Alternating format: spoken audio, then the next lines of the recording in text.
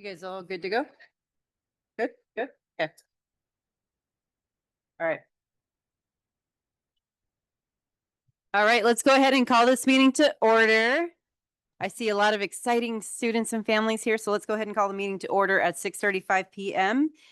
We are going to reconvene for closed session after this meeting, so there's nothing to report back at this time. We will start with our Pledge of Allegiance, so if everybody can stand, place the flag. And repeat after me.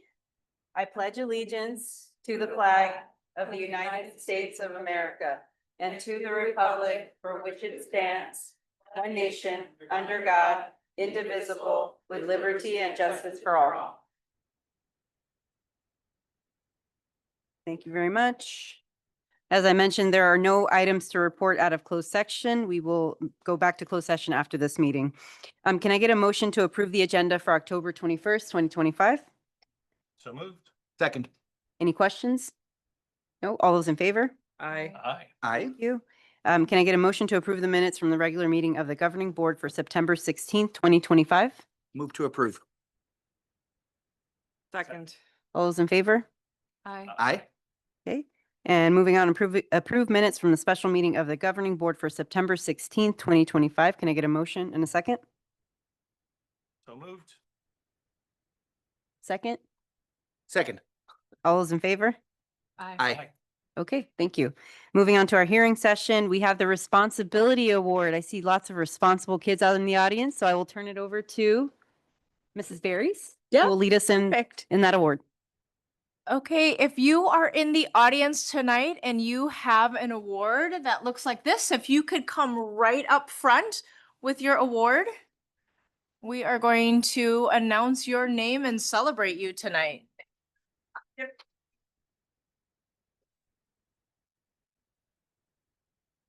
Definitely give these guys a big round of applause. So one of the things that I think is really exciting this year is that we have a new character strong social emotional curriculum, and our awards are aligned with that. And so every month the students have sort of a theme of the character trait they're working on, and this month is responsibility, described as taking action and understanding the impact of our choices. So all of you up here tonight have been awarded, noticed, highlighted, celebrated in the area of taking responsibility. So I just wanted to share that tonight. I'm going to start a little bit out of order than we normally go. Tonight in 5th grade from Sky Blue Mesa, I want to recognize Ryan Boshiza.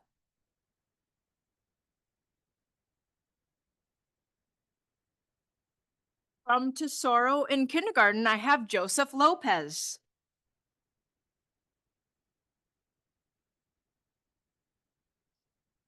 From West Creek Academy, I have Nick Fekrazad in 6th grade.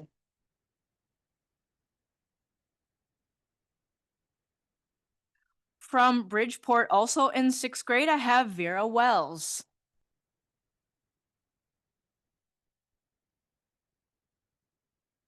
From 6th grade at Cedar Creek, I have Ricardo Vidal Duenas.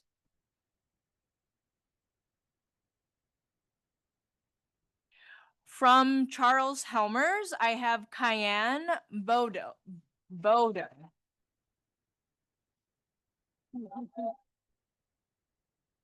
And from Emblem in Kinder, I have Harper Clack.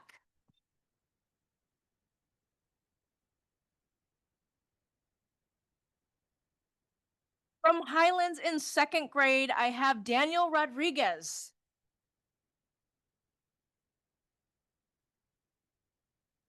From James Foster in 1st grade, I have Nova Myers.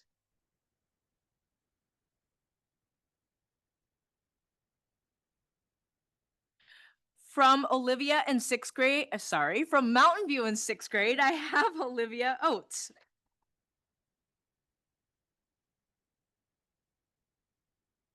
And also in 6th grade from North Park, I have Lucy Barnhart.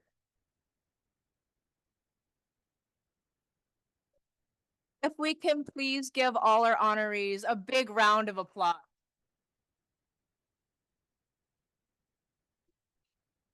I missed one? From which school?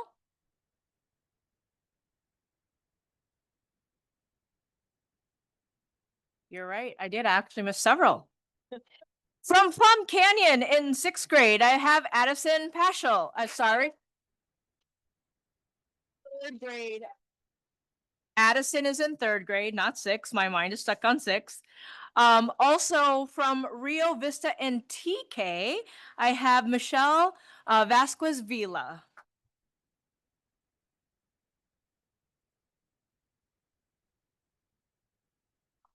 And last but not least, from Rosedale in 4th grade, I have Ruby Cottrell.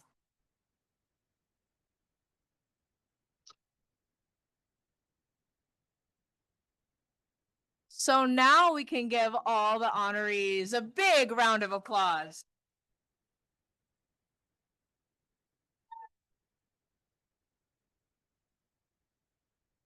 I am going to turn it back over to the board because they always want to say some wonderful words about you. Congratulations again. We do love to say great words, so I'll turn it over to everyone.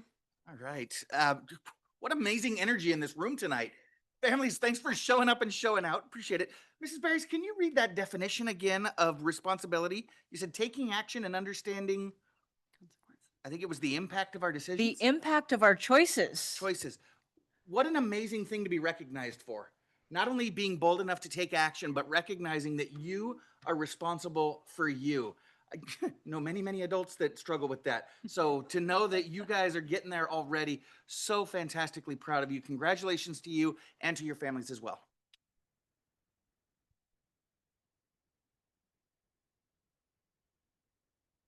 Congratulations, students.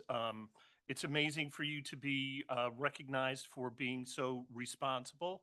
And not only does that help you with school, but it also helps you in all of your activities outside of school.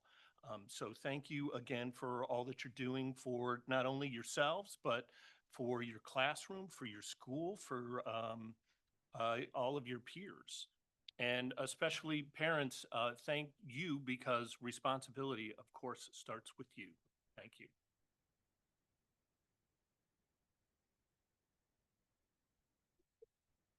What a wonderful attribute to be celebrated for, because taking action, most people only regret the things they don't do. So the fact that you are willing to take action means that you will have very few regrets, and I think you'll go really far in life. So thank you to parents for, setting the example, being the loving parents, and thank you kids for really stepping up.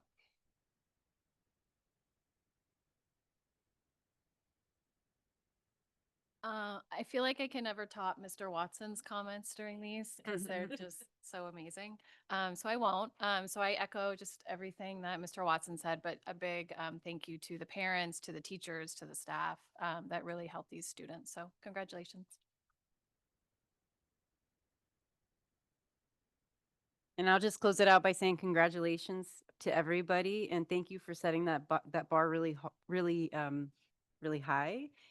Keeping good mentors and showing your peers what it is to be responsible. Responsibility is so important, and the fact that you guys are understanding that at such a young age is really critical, and you guys are going to go really far in life. So congratulations.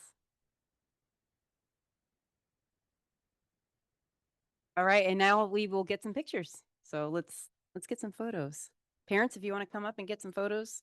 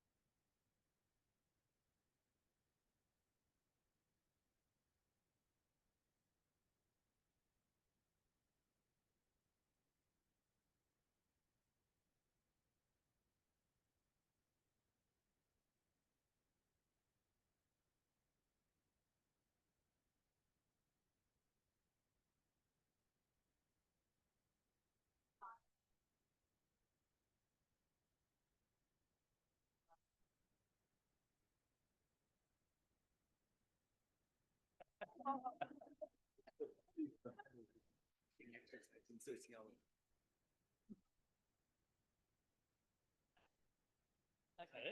Think so.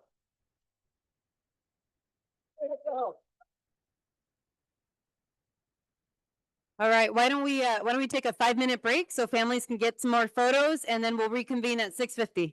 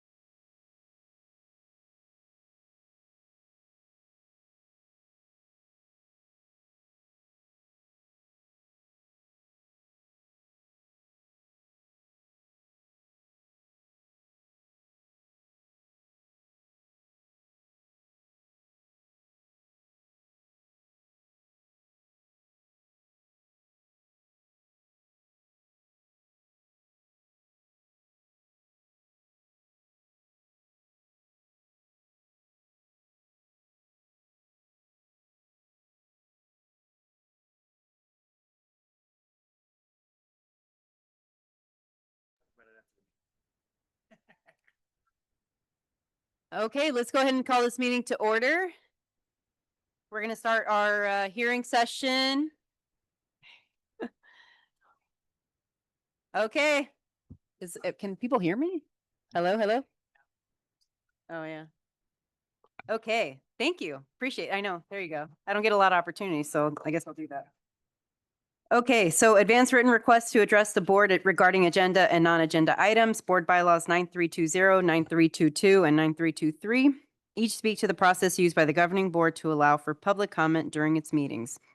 The bylaws are in compliance with the Brown Act and other applicable law. Board bylaw 9323 specifically outlines the process for members of the public to address the governing board on agenda and non-agenda items that are within its subject matter jurisdiction.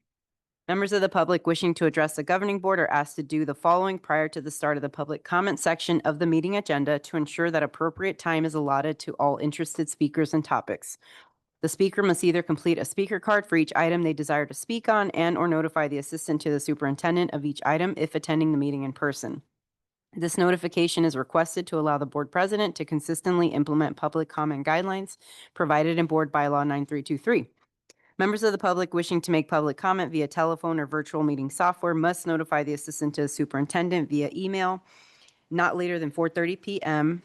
on the day of the scheduled meeting to ensure that the person has the same opportunity to address the board under Board Bylaw 9323 as those who are in attendance. Each speaker is allowed 3 minutes per topic for public comment. The total time allotted for each topic is 20 minutes. Depending on the number of persons wishing to be heard on a single topic, the governing board may adjust the time allotted for each speaker or the total time allocated to the topic issue. The president of the board may take a poll of speakers for and against the topic issue to determine how best to allot time on each topic issue. Members of the public who wish to address the board do so either in person or via Zoom. A speaker may read a statement from an individual not in attendance. However, their allotted speaking time will not be extended to read such a statement. A timer visible to all attendees will be used to manage time during public comment. Any speaker who exceeds their allotted time will have their mic cut off. To ensure that non-English speakers receive the same opportunity to directly address the board, any member of the public who utilizes a translator shall be provided at least twice the allotted time to address the board, unless simultaneous translation equipment is used to allow the board to hear the translated public testimony simultaneously. Please remember that state law prevents the board from acting on any matter not listed on the agenda or from discussing any such matter in detail. And we'll start off with Ms. Brianna Adachi and Leah Ridgely after that.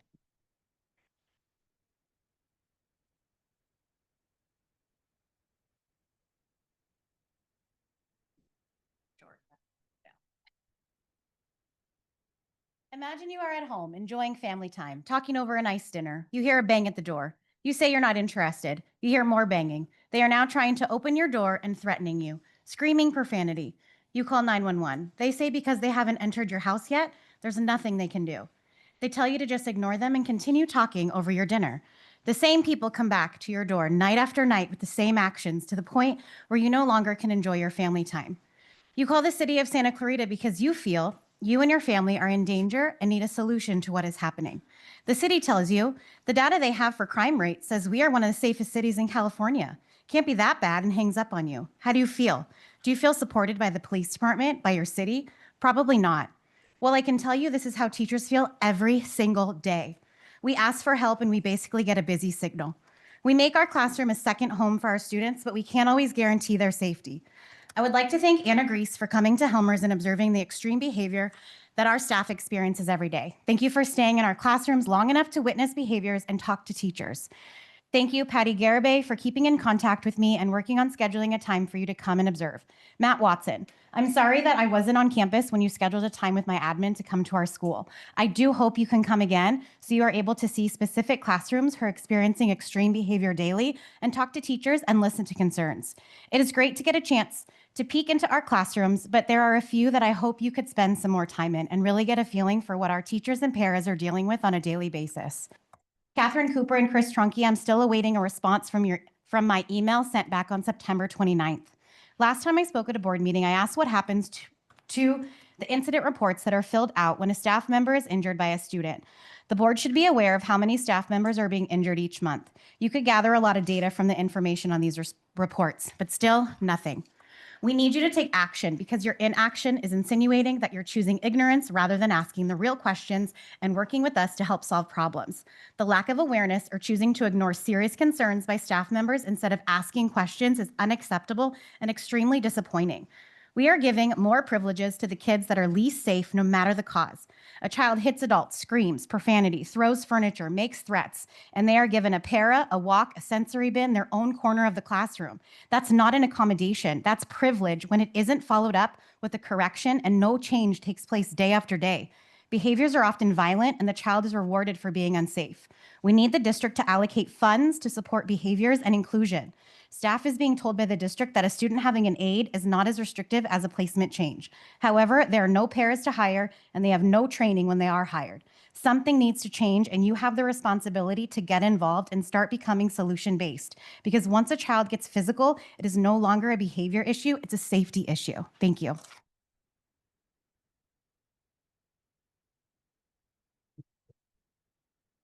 Leah Ridgely, followed by Ingrid Boydston.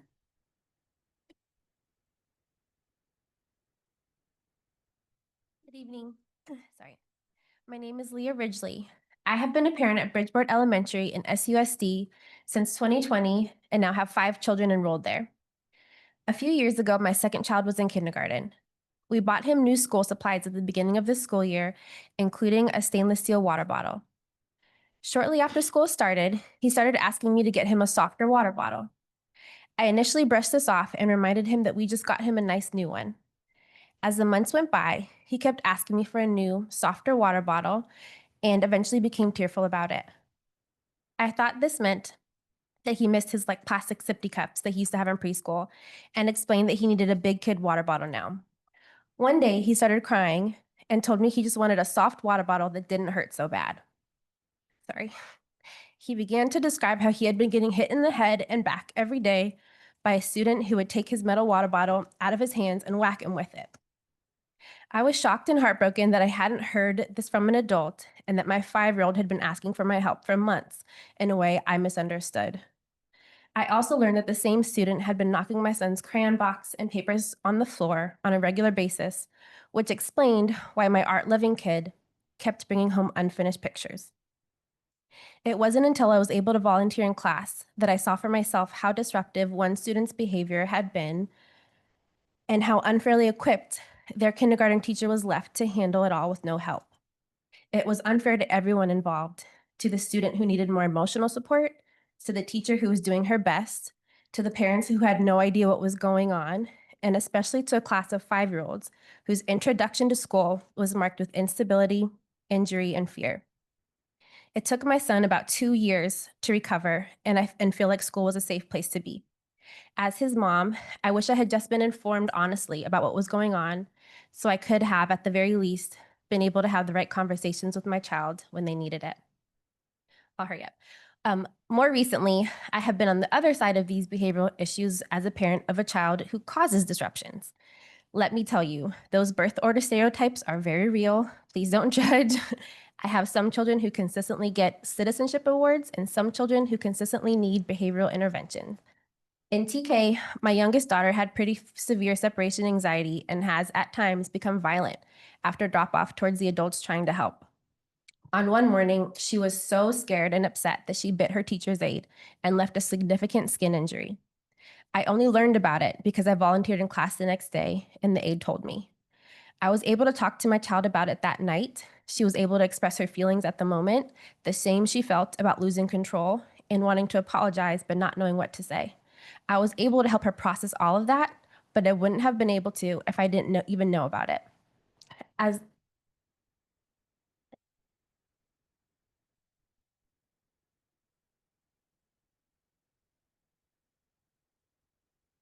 Ms. Boydston and then Tembed Boydston. Good evening. I do not understand the reasoning behind not having the behavior council address tier 3 or big behaviors. I thought that was the point of behavior council, but Dr. Hawkins has asked me if I would, quote, be willing to provide a written list of ways we, district and site leadership, should address these behaviors. So yes, here's another list of suggestions from me. I'll hand them out to you afterwards. Number one, all teachers and admin and district personnel should follow through with the procedures and consequences that are already provided for in Ed Code. Sometimes this will lead to suspension, which won't always solve the problem for the student with the behavior, but it might mitigate the rate of the action at which which action is taken by the parents of the extremely violent students who are impacted by the suspension. It is preemptive to say that suspension won't work for anyone at any time. Number two, look carefully at the class placements of our current students struggling with Tier 3 behaviors. If having a trained one-on-one para with a child helps that child access the curriculum and enables the student to function in a general ed classroom, then that's excellent. But if a student can't function to the extent that they cannot be in the room without disrupting everyone, and therefore are rarely in the general ed classroom, even with the help of a one-on-one, then the general ed classroom is not the correct placement for that child. Number three, here's an out-of-the-box solution that will help us manage this year, and it won't cost the district anything because these people are already on our payroll. We've been told that we have more BCBAs, school psychs, and social workers than other districts. If that's the case, and if they are the solution, then perhaps we are not utilizing them correctly. Just as we are using the TK and the K teachers to provide remediation to close the COVID gap for ELA and first through third graders, we could assign these specialists to each of our students with the major behaviors. If they're the most trained to help in these situations, they could ideally also demonstrate to the classroom teacher how to implement all these recommended strategies while simultaneously teaching the rest of the class. Number four, for the future, screen students carefully so they're placed correctly. If the support is needed, we must provide it, but we must stop acting like the general ed teacher can be everything to everyone at all times. Sometimes the needs of one student negates their ability to meet the needs of all the others. I could go on, but time is limited. I'd like to end by saying we do have a lot of wonderful things going on at Saugus, and I do believe that by and large, the site admin are trying as hard as they are allowed to help us meet our needs. But I still believe that many at the district level do not fully understand this situation and how much it impacts the rest of the children and the teachers and the parents, because if you did, you would not keep approaching it this way. Parents, you must be diligent. Ask your child what goes on in their classroom, what they see and hear in the hallway. If your child has a classmate who's dropping the F-bomb or their pants, hits the teacher or the aide, or screams on a regular basis, you won't know. You have to ask your child so that you can help them decide how to help them deal with it. Teachers, tune in tomorrow at 4:30 for the Zoom workshop, School Safety and Student Discipline, a deep dive into California Ed Code. Thank you for listening, and God bless Saugus.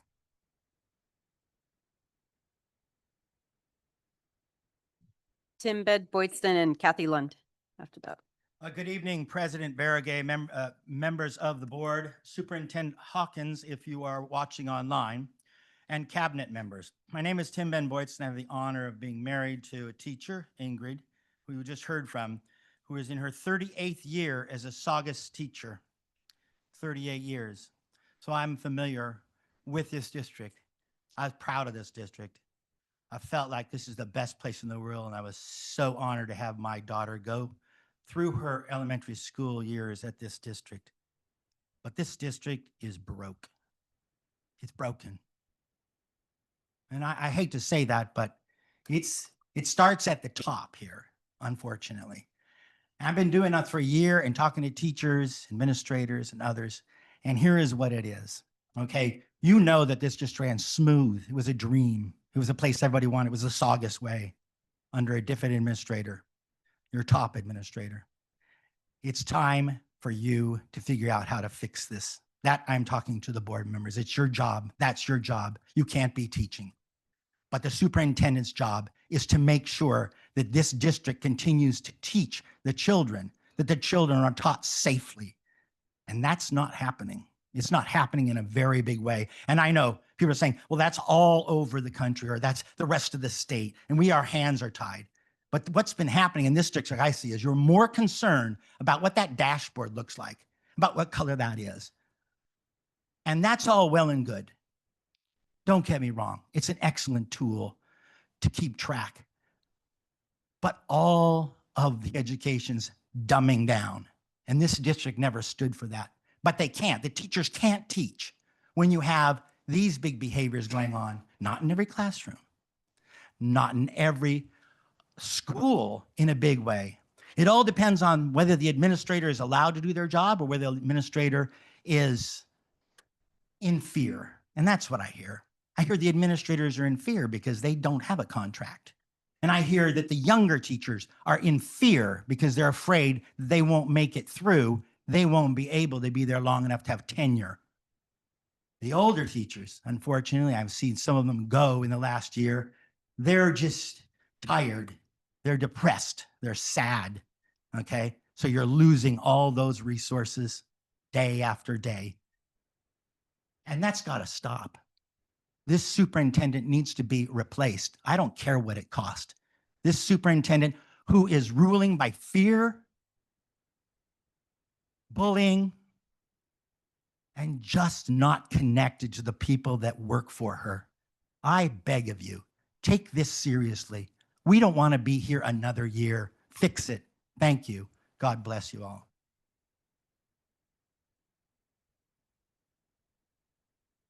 Jamie Vincent followed up, or sorry, no, go ahead. Jamie Vincent is after you.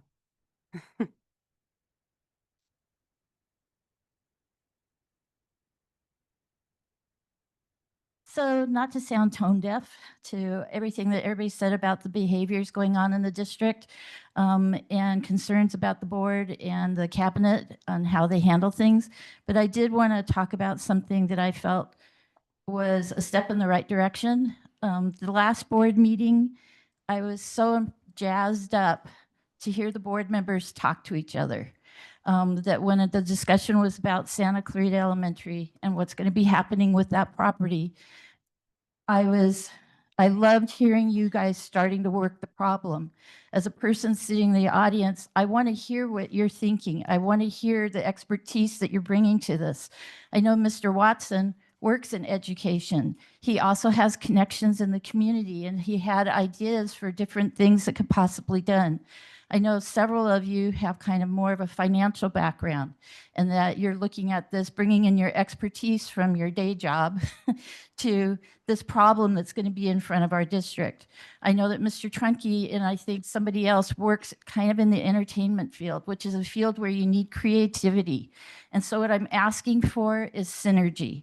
I'm asking for all of you to come together, bring the best parts of yourself, bring your experience, the board, your experience is to represent people. That's why you're elected. You represent the neighborhoods, you represent the schools. For the admin or the cabinet, you represent, your lane is education and how we deal with people and educate, so Saugus is the best. My kids came through Saugus. I worked for Saugus. I agree with Mr. Boydston that I was proud to be a Saugus member. I was proud to be from Santa Clarita, and I'd like to see it be that way going forward.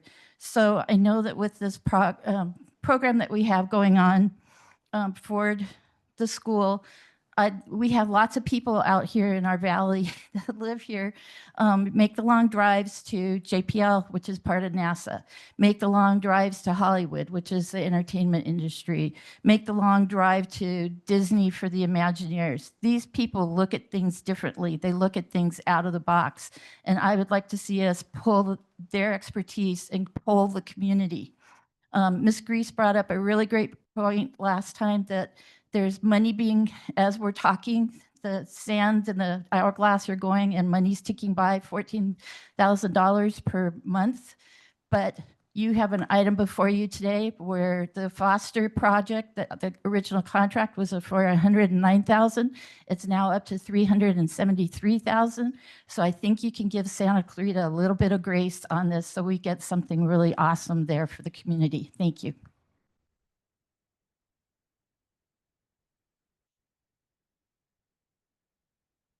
Karen Frost is up after Jean.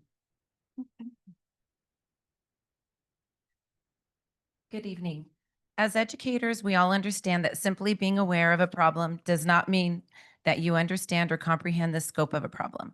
I'm here to thank all of the board members, along with some other teachers, for taking the time to increase your level of understanding when it comes to the impact of big behaviors that big behaviors are having on the rest of the students and teachers. Thank you to Chris Trunke for taking the time to listen to the STA leadership. We know these issues can be overwhelming. Thank you to Matt Watson. You also met with the STA board, you visited classrooms, and you were concerned for the teachers as well as the students. We truly appreciate that. Thank you to Catherine Cooper. You reached out right after our last board meeting, and though your schedule didn't allow for immediate classroom visits, you offered. You had conversations with parents and teachers as well. Last year, you visited classrooms and you told us our hands are untied and not to worry about the dashboard till we fix it. You'll never know how much that meant to us. Thank you to Patty Garibay. You responded quickly to an invitation and also observed in several classrooms right after the last meeting. It was unfortunate that you were not allowed to observe on your own, as walking around with the principal, it does change the dynamics. And though you saw a little bit of a big behavior, you weren't able to get a true and complete picture by moments of walking around with the administration. Teachers would appreciate it if you would follow up and find out why board members who have been invited personally into a classroom are required to have a principal with them at all times. That changes the, and the administrators are doing what they are supposed to be doing, so we're not blaming it on them, of course. But that changes the classroom dynamics, as you know. It'd be similar to like having a police car on the side of the road, and it would cause everybody to slow down and maybe behave a little bit differently. Thank you as well for meeting with our STA leadership and to listen to our concerns. We really appreciate you. Also, thank you to Anna Grease. You reached out to teachers immediately to ask what you could do. Thank you for meeting with the STA leadership, for showing your concern by taking notes and asking thoughtful questions. Thank you for taking phone calls, for meeting with teachers multiple times, for going to classrooms to observe in person, and for offering some suggestions for the next steps. We understand from many of you that while you have been concerned, you weren't entirely sure we need to do more than what we are currently doing. We disagree and hope conversations, classroom visits, and hearing from parents about the extreme effects of these behaviors are having an effect on everyone. Not only the students struggling with big behaviors, hopefully they will convince you we do need to stay focused on finding new solutions and perhaps even changing the way we have been doing things. At any rate, we do thank you. We appreciate the time and efforts you've been putting in so far, and we do look forward to continue to working closely with you. Thank you. Perfect.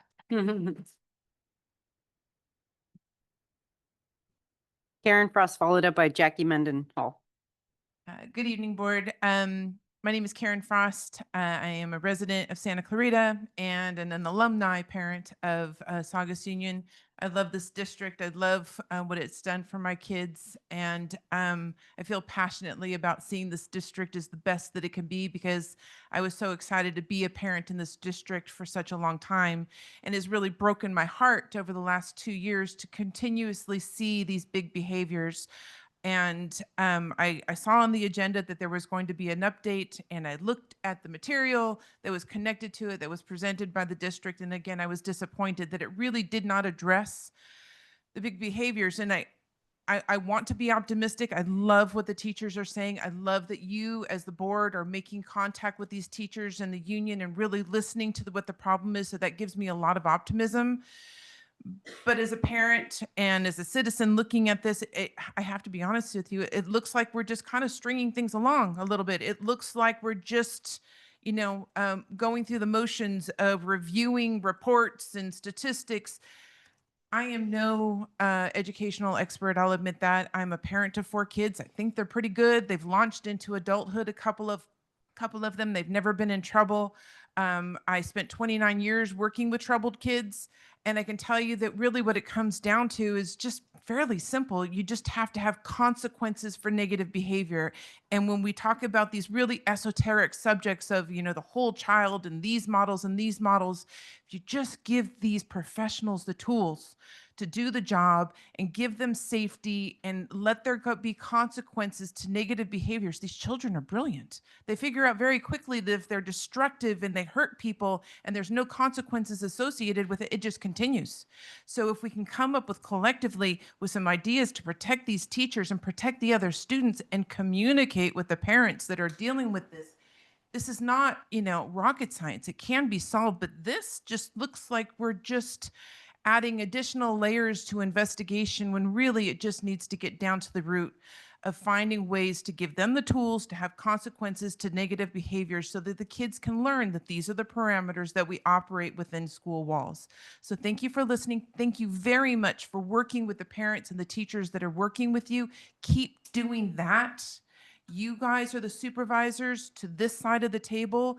Take that responsibility seriously, and we will see the effective change that's necessary. But this just seems like going through the motions. So thank you for your time.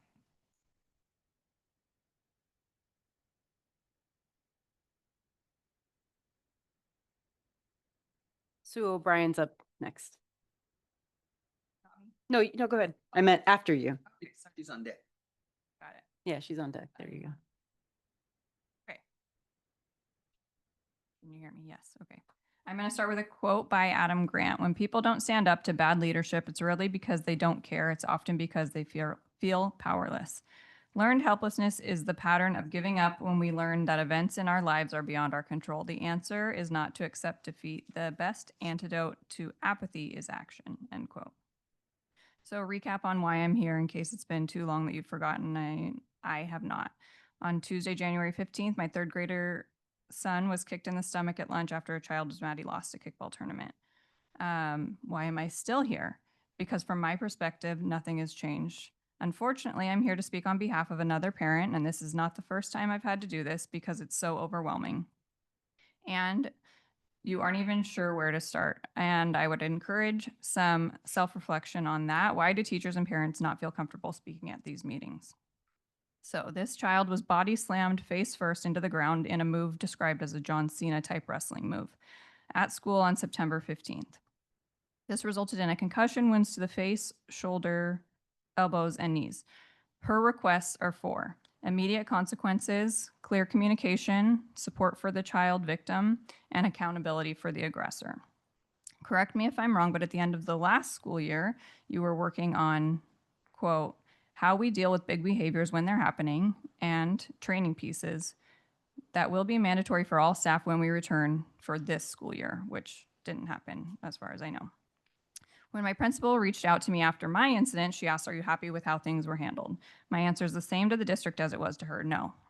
The actions and reactions have not been appropriate for the position that we have found ourselves in.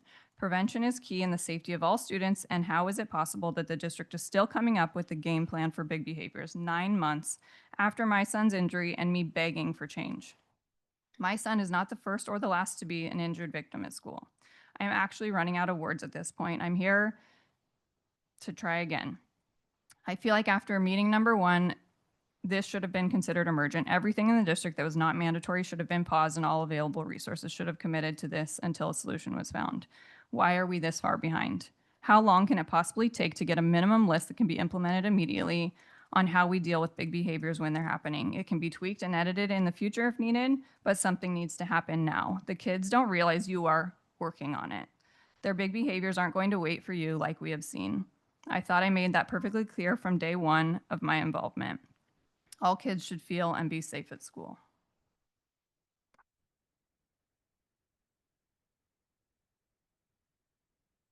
Sue O'Brien, followed by Laurel Castagna. I am Sue O'Brien, STA Vice President, and I want to read something that was given to me today. I do want to preface it by saying I hope Dr. Hawkins, I don't know where the camera is on virtually. I know while on leave from surgery, she has been able to attend many meetings and address all that has happened in the Behavior Council and members that she wishes would speak up less. When I'm on leave, I can't read an email, update my Google Classroom, or write subplans, even though I'm required to. I've had 4 surgeries, of which I'm locked out of my STA email every time. This is the part that was just handed to me from a teacher. This is their writing. 12 o'clock, we lined up from lunch, opened a hose clasp, got wet, attempted to open again and was covered when blocked, pushed and hit.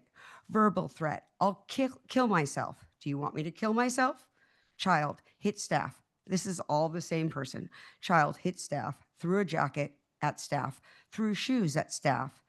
The staff then hit the staff again, crawled on top of the water fountain, then laid down on the blacktop, eloped from staff. Ran to room 6, took the stuffing out of a beanbag, threw trash container all over the floor, threw the chair, broke light, sensor, then new shoes on the ceiling, hit staff. PE, pulled down pants, knocked down pins on the blacktop, then peers were playing with, got inside the PE building, said to the pregnant behaviorist, "Want me to kick you in the stomach with the baby?" Pulled down pants in front of peers inside the bathroom. I'm still going.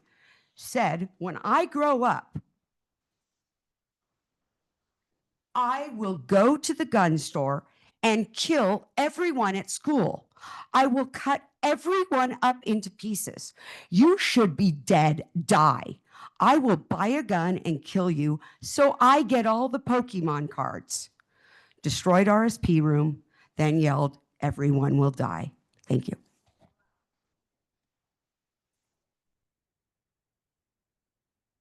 Laurel, followed by Karen Carville.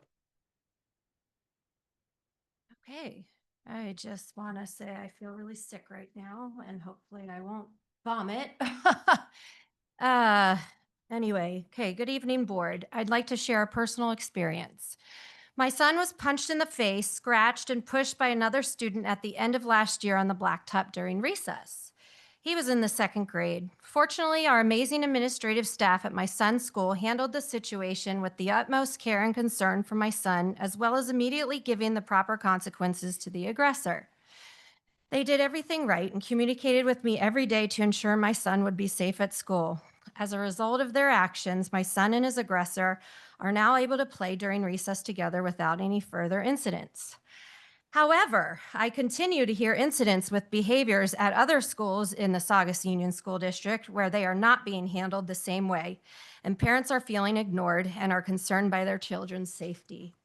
On the other hand, my other son, who just started the 7th grade at Arroyo Seco Junior High, was witness to a disturbing altercation between 2 students immediately after school last Thursday outside the gate in the front of the school.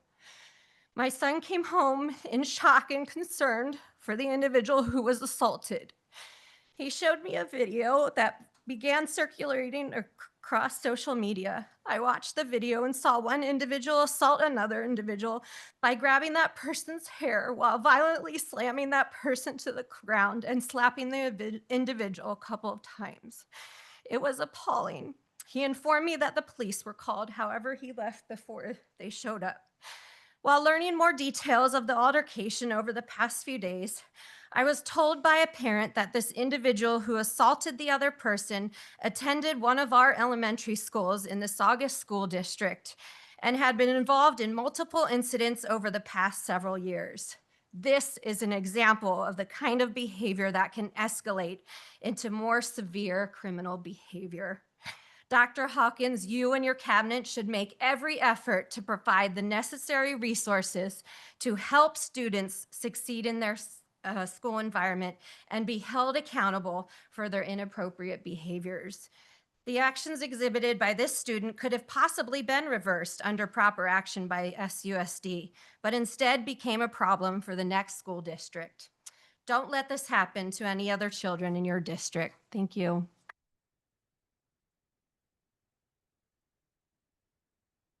Karen Carville. And then Tammy Messina.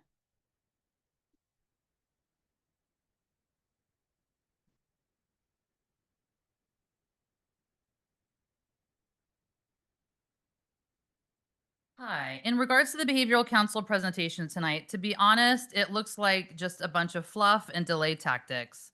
So a few years into this, we have decided now to do a discussion of what the whole child is. Is this for the teacher's education or is this for the parents? So now the committee is forming a subcommittee.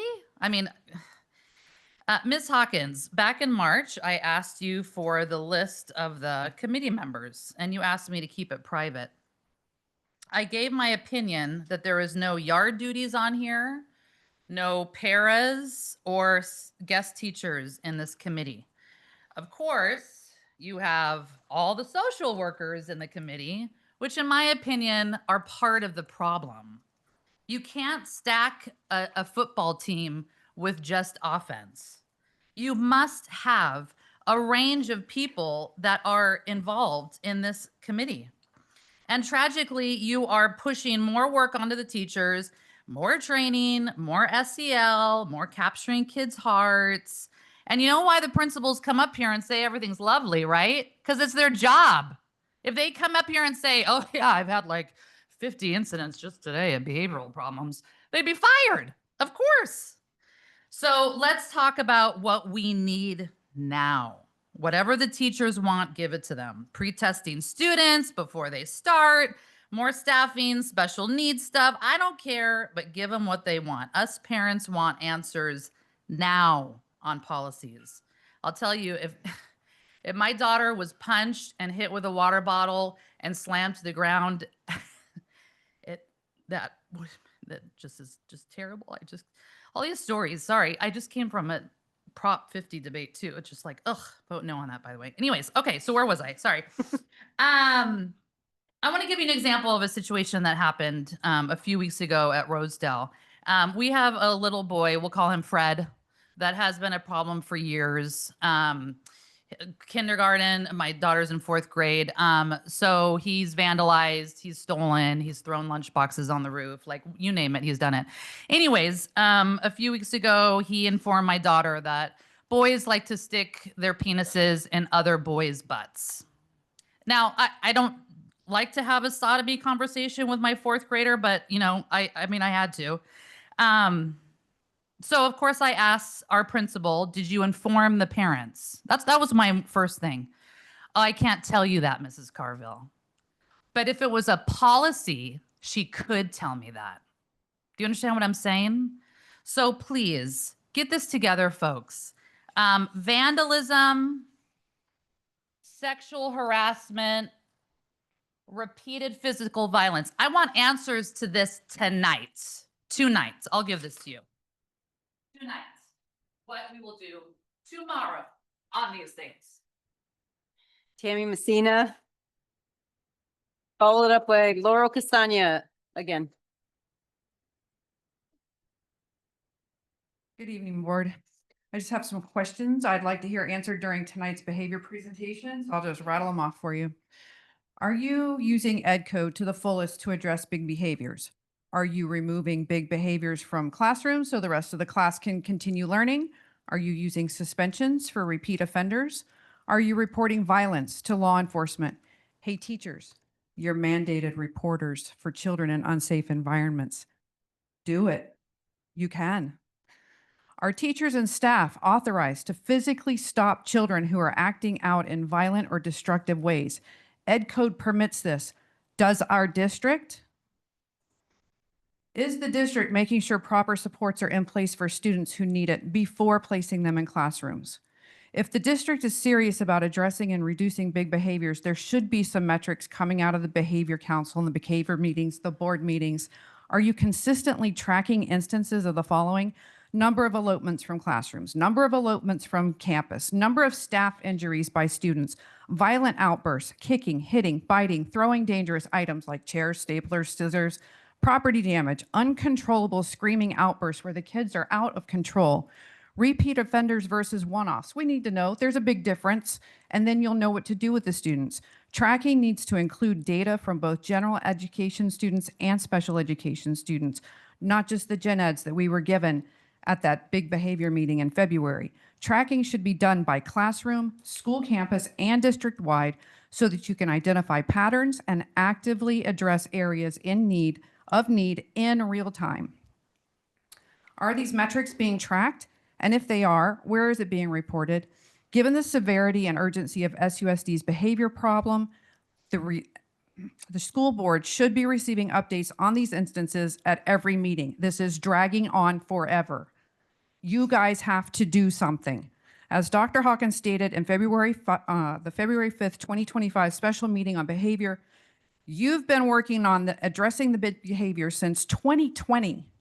That's 5 years, guys. Where are the fruits of these efforts?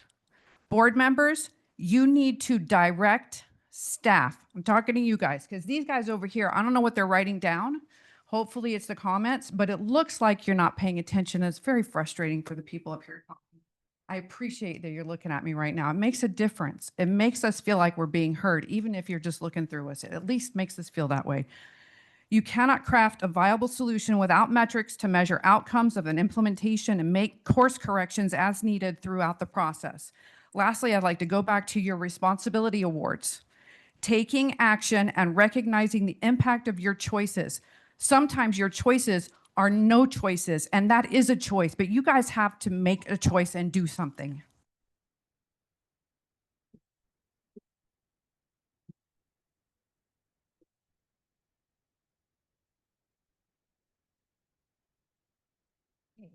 Hello again. We continue to hear about big behaviors from teachers across the Saugus Union School District. I would appreciate it if someone would address the following questions during tonight's Behavioral Council presentation. What is the district's policy procedure for a child, especially in the lower grades, TKK first grade, who drops the F-bomb in class daily? Why would this child be permitted to remain in class day after day, negatively impacting the other children? What is the district's policy procedure for a child who regularly drops their pants in the classroom? What is the district's policy procedure for a child who regularly exhibits big behaviors, uncontrollable screaming, violent hitting, kicking, biting, or property destruction on campus or in the class in full view of the other children? Are staff instructed to just stand and observe until the child decides to calm down? What are the consequences for all of these type of big behaviors? Are parents of students who witnessed the incident notified to help manage the trauma to their child and have appropriate learning discussions at home? School is a place for learning. They not only learn what the teachers teach, they also learn the behaviors they are observing in other children. If they are not also observing or made aware of negative consequences to these big behaviors, you are by default teaching them that they are acceptable. This is not okay. Case in point, the incident last week with a recent SUSD alum at Arroyo Seco Middle School without proper intervention and consequences beginning at TK and following through to 6th grade, you are allowing the big behaviors to take root, grow, and manifest into what we just recently saw, a new 7th grader barely on campus 2 months being removed from campus because of an out-of-control big behavior. Students who are perpetual disruptors or who have serious behavioral issues in the classroom should not be allowed to continue to attend classes with other students, or they need a one-on-one adult that can help manage the behavior or remove them from the class until they can act appropriately. It is not conducive to a successful learning environment to have these behaviors demand the attention of the teachers who have to take away their time from the other students to address the issues. It is unfair to the other students. The students with these behaviors need to be given proper consequences for their behaviors or be removed from the normal classroom environment until they no longer have the issues that negatively affect the classroom. This is common sense, and hopefully the board can take appropriate action. Thank you.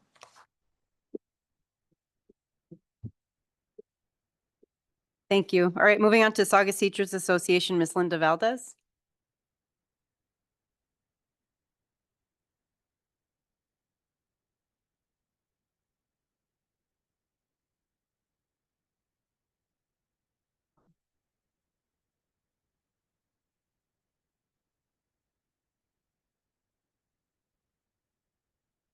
Do you just want to cry? Wow. Okay. And we're tired, huh? It's been a long day. Thank you all for being here. Good evening, board members, cabinet, colleagues, community members, and families. Congratulations to this evening's award recipients. We're very proud of you. A few weeks ago, our executive board had the opportunity to meet with Sheriff Deputy Martinez at Meet and Confer with district cabinet and other district leaders. We were able to hear his perspective and that of local law enforcement regarding Ed Code 44014, which addresses the responsibility of educators and administration to report on certain extreme aggressive behaviors. In that meeting, we were asked to provide data which we did not formally have gathered. So we surveyed our members in order to have more concrete information to provide. We've compiled the numbers and comments we have collected so far and have shared that with you, Cabinet and the board, as well as our STA leadership, including our site reps. The data shows that we continue to have serious incidences of extreme behaviors and not a clear path for addressing them. Ingrid, Sue, and I are on Behavior Council.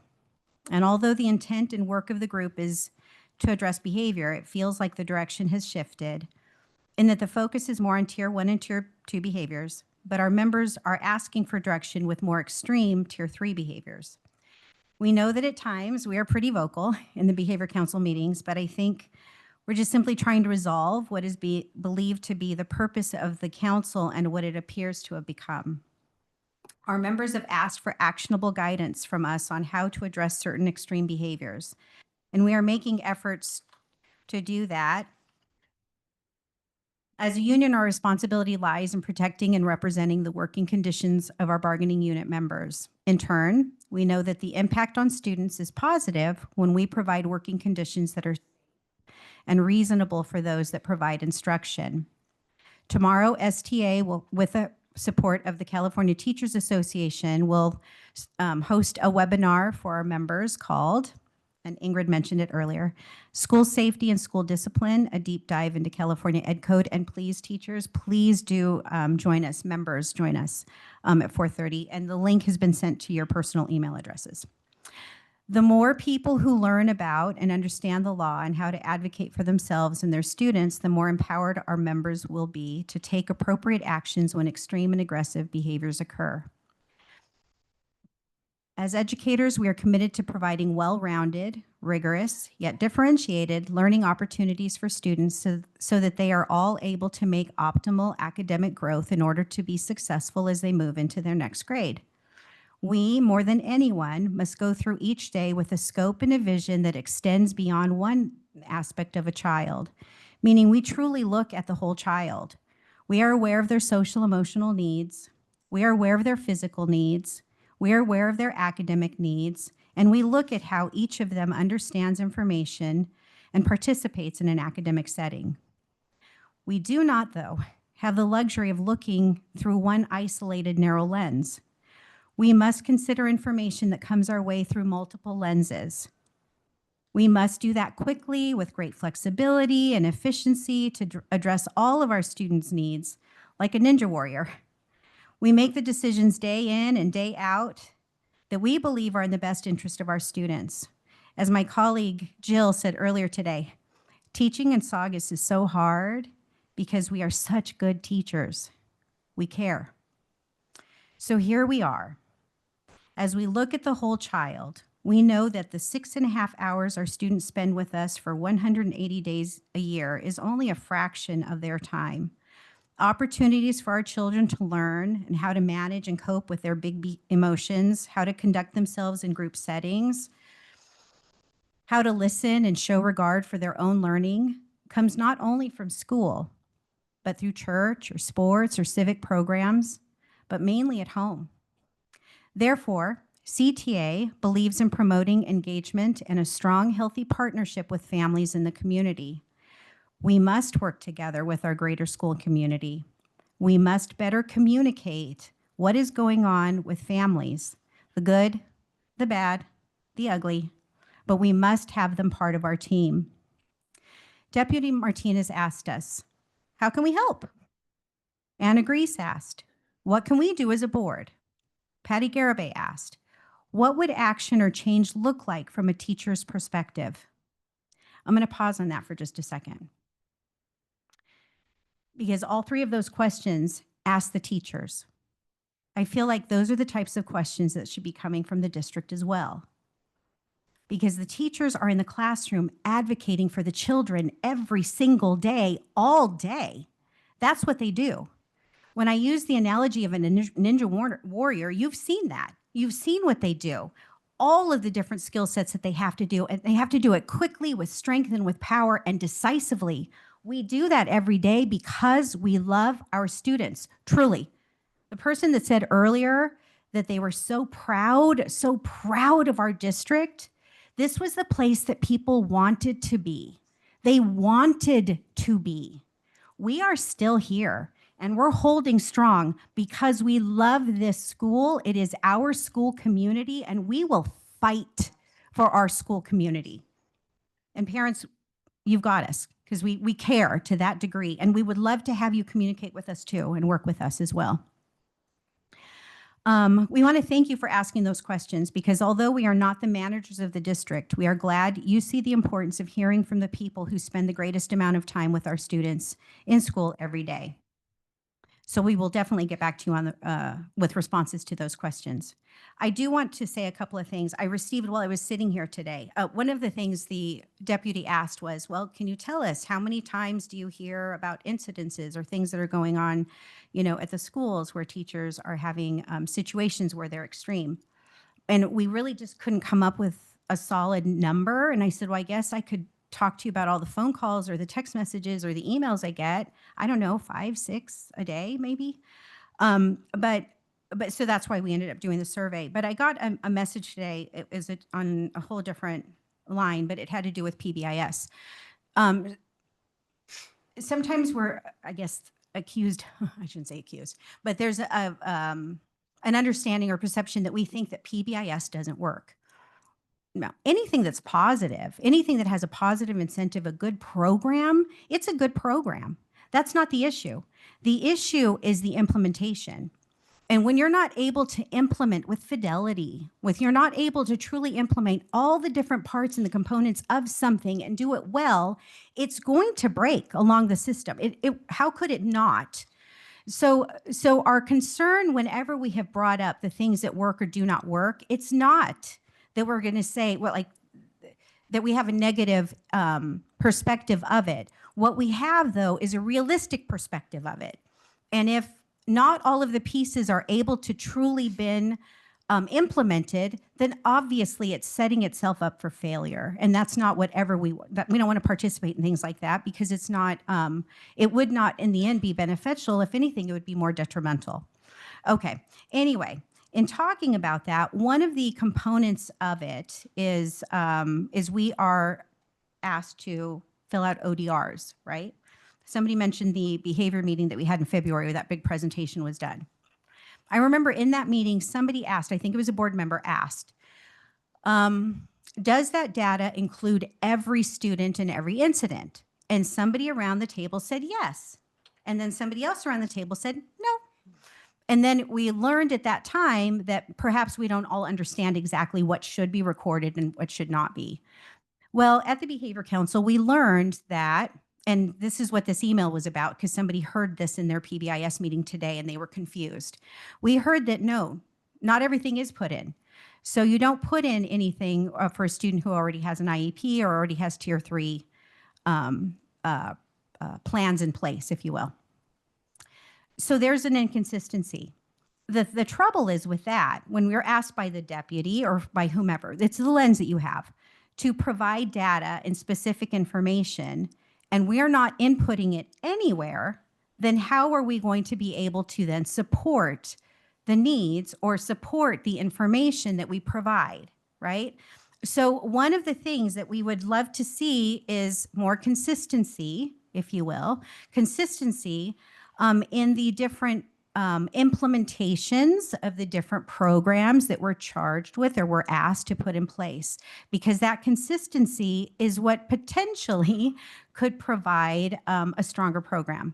Okay, so anyway, I went off on a tangent a little bit, but that's important. And then lastly, I do want to say that when we had our last site rep meeting last month, we mentioned to the site reps to have their members reach out directly to the board, because after meeting with the board, all of you said, please have your members reach out, have them let us know what's happening, how we can help, what's going on.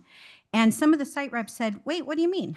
Everyone knows that we have all of these issues and concerns that are going on. And what the person that sent me the email earlier that was concerned about not putting ODRs into the system said, I think this might be why the board may not know everything going on because maybe we're simply not asked to record everything that we need to be recording. So anyway, I don't know how information gets to you exactly. I don't know if it's only here in this room. I don't know if you have other opportunities to hear from everyone within the district and district cabinet, but if it is only solely from this room, you're just simply not getting the whole picture. So we're going to ask you to continue reaching out and continue to ask, because honestly, we're all coming from a place of care and regard for this district and for the place that we have dedicated our lives to. Truly, there isn't a day that we go home and don't be thinking about our classroom and what needs to happen and how we're going to address the needs of our students and our colleagues and the programs and all the things, because we care about all the things. And we appreciate the work that you do, but we're going to ask you and the community to join us as we work together to address these very, very concerning and very important issues. So thank you. Thank you for your time. Mrs. Valdez. Am I even on? I want to ask her a question. Mrs. Valdez, can you share the link for tomorrow afternoon? Are you able to do that?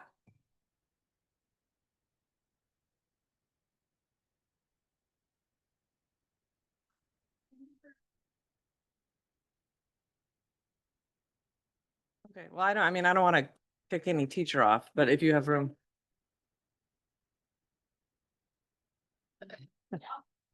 Okay. I wonder if it might be recorded so that others can view it later. Great. Thank you. Okay, moving on to California School Employee Association, Ms. Delmy Calderon and team.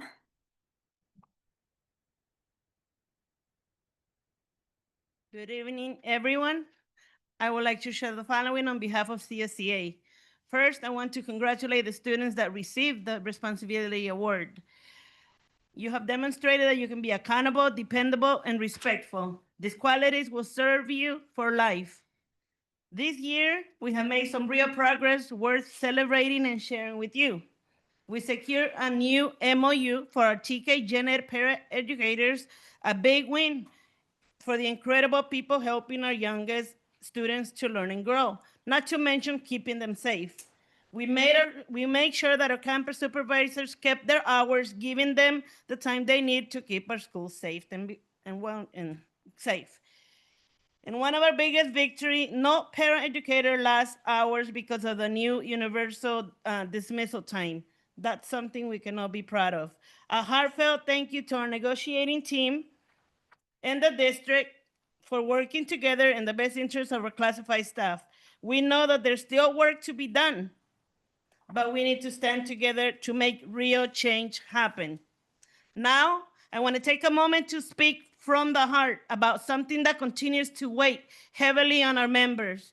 Every day, classified staff are facing students' behaviors that are not just disruptive.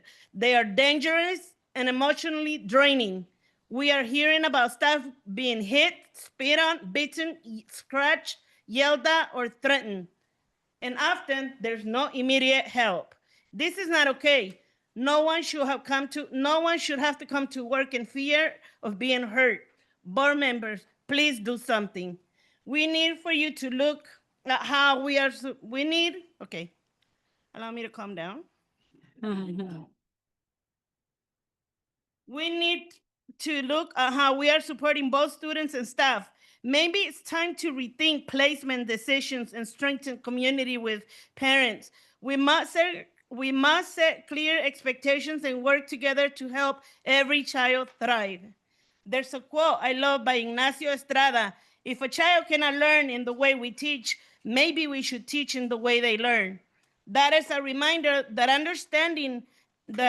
understanding and compassion go a long way, but does not make sure that our staff have, so thus making sure our staff have the support and protection they deserve. To our board, we ask for you to continue collaboration. Staff should not fear retaliation for speaking up or reporting incidents. We need a team that listens, meets regularly, and helps find real lasting solutions. CSCA will keep collecting data and pushing for safety, fairness, and respect because that's what our staff deserves. One of our members said something that really stuck to me. We are losing good people not because they don't care, but because they can't do their job effectively under the current conditions. That is heartbreaking, and it's something we must change together by finding better solutions. And perhaps we don't have to wait another 3 years to get these solutions. I hope that we have a timeline in which we can come up with better plans to address it.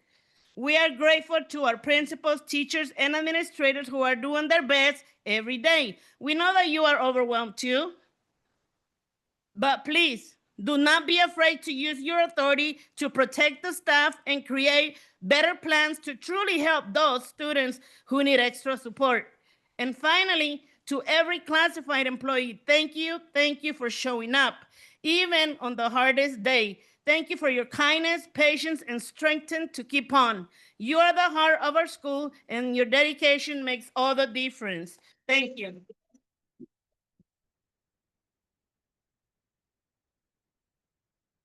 Okay, next up, Saugus Administrators Association, Ms. Christine Ivy. Good evening. My name is Christine Ivy, and I am the assistant principal at Emblem Academy. It is my pleasure to have the opportunity to speak on behalf of the Saugus administrators tonight. I'd like to begin by congratulating our students who received recognition for responsibility. It truly is a vital skill that will serve them well now and in the future. Last week, our staff honored us during School Administration Appreciation Week, and we truly are grateful for their kindness. The role of a school administrator is both rewarding yet very demanding, filled with long hours and ongoing challenges, but the support we receive does make a meaningful difference. It's hard to believe that this Friday marks the end of the first trimester already. Don't know where it's going. We remain committed to implementing professional learning communities with fidelity. We're analyzing last year's data. We're celebrating our collective successes, yet at the same time, we are focused on action planning to ensure continued growth. Our primary intervention model has been in place for several weeks. This has allowed us to review the initial data, reinforce effective practices, but also make some necessary adjustments. Student behavior is a crucial element. As research shows, learning cannot take place when students are in heightened emotional state, which suppresses their prefrontal cortex and impairs reasoning and planning. For effective learning, students need to feel safe, calm, and connected to their community. Our aim is to foster environments where every student can succeed. This does require regulated staff members, teachers, classrooms, and students. We continue to assess our practices and make data-driven decisions, implementing interventions consistently and over time. We have school-based behavior intervention teams that meet regularly to monitor progress and adjust strategies. It is essential to actively involve our parents throughout this process. Change has been gradual and sometimes very challenging, but we are addressing it with perseverance, compassion, and a growth mindset. Those are essential. If approach does not yield results after sustained, faithful implementation, we will seek new solutions, and we're never giving up. Even in difficult times, we find what we look for in this world. So we are committed to seeking joy, recognizing the good, celebrating our achievements. However, there is room for growth and improvement. As we enter the second trimester of our 25-26 school year, I'd like to leave you with a quote from John Gordon. He wrote a book, The Energy Bus for Schools, and he says, "You are the driver of your bus. Love your passengers and drive with purpose."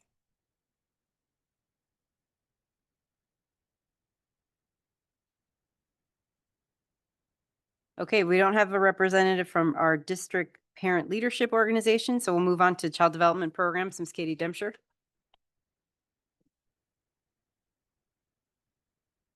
Good evening, Governing Board, Cabinet, and guests. I'm Katie Dempscher, Director of Categorical and Special Programs. I would also love to first share my congratulations for the students receiving recognition for responsibility. This is such a fundamentally important core aspect of character. These students are wonderful role models of our school community and help not only during school hours, but also during our extended learning programs. So thank you to the parents for helping to instill and develop this within your children. I'd also like to share an update of our child development programming. We're excited to have begun our 6-week fall enrichment session for 2025, thanks to the board's approval of our enrichment contracts last month. We are currently providing almost 2,500 students with enrichment opportunities in 115 courses across all 14 sites. There will be a spring 8-week session as well. So we look forward to hearing about all of the great experiences over the next 6 weeks and any ways we can continue to improve our after-school enrichment. We're also excited to share that we are working with our CDP site supervisors and assistant site supervisors regarding ongoing leadership training and support. Tomorrow's our first of a few professional developments that we are attending as a team so that we can learn, discuss, and determine how to implement ideas into our program. Tomorrow is a site coordinator series supporting and developing new expanded learning staff. There are also some upcoming sessions on supporting our youngest learners in CDP, our well-attended, very large TKK CDP groups. We've received some great materials that are going to be gradually shared and enjoyed that are developmentally appropriate for our little ones. Finally, we're also going to offer an additional hands-on professional development training during parent-teacher conferences on our non-student day so that all interested activity leaders and TK paras supporting in our CDP program can continue to develop and hone skills for working with our students during their expanded learning opportunities during our child development program. Lots going on, much more to come. Have a wonderful evening. Thank you. Okay, moving on to our cabinet reports. Thank you. I want to again say congratulations to all the student recipients of the award tonight. You guys aren't here anymore, but it takes a lot of, I would say, character to stand up, to own responsibility of your actions, especially when they are something that you might have to admit you did something wrong and have a learning experience from that. And I think, even as an adult, that is something that we continue to work on. So again, congratulations to the students who are learning that, and the rest I'll save for my presentation tonight. All right, good evening, everyone. I see a familiar face back there in the back. I want to thank, we've got a CV president for the PTA, Nicole Just, in the back. Last Thursday, she invited us to attend the SCV Valley, the whole entire PTA's meeting. And we were able to set up, along with our VAPAs and a couple of parent liaisons, an immersive experience so they could come and see a little bit about what we do with bilingual story time. We had quite the adventure trying to create a dark environment and a lit hallway without light switches, but they weren't our facilities, so we were trying to also be mindful of that we were guests. But it all worked out, so we want to thank you for the opportunity, and we look forward to the event that we'll have at Cedar Creek with the PTA. I also wanted to just touch base next week. We are going to be visited. So back when the Stanford, Harvard, Dartmouth study was done and they identified the 100 districts or the 11 in California that we were identified as one of the districts doing better in all areas since COVID, they set out to conduct some interviews. They interviewed 94 of those districts, including us. It was a Zoom call that I participated in over the summer. And they've decided to visit 12 of those districts. So they'll be here visiting us next week just to hear about some of our math practices and what academic Saturday school looks like and how that's impacting students. So we're just excited to have them come visit and see what that process is like.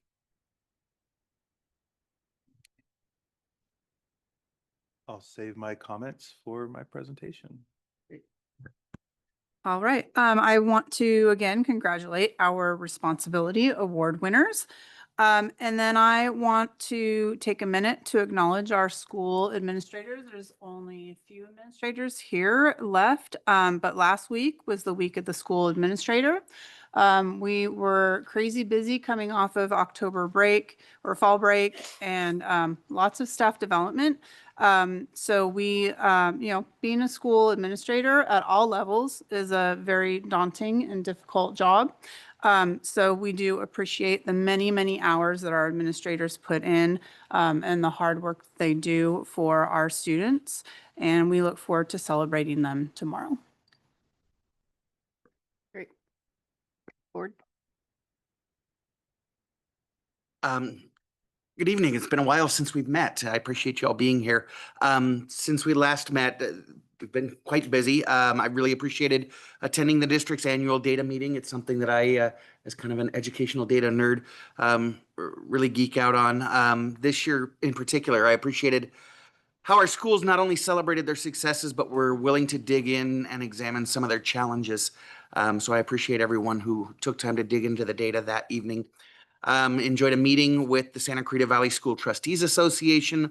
A couple of weeks ago, we had the opportunity to go over to Sulphur Springs School District to observe and learn a little bit more about some of the most intensive special education programs here within our SELPA. For those of you that don't know, each of the school districts sort of specializes in one particular kind of care that's a little bit more extreme, but a little bit less common, right? So that each district isn't just left developing its own small programs. And so some of those students from Saugus Union School District, their needs are met in Sulphur Springs. It was a really inspiring and heartwarming evening.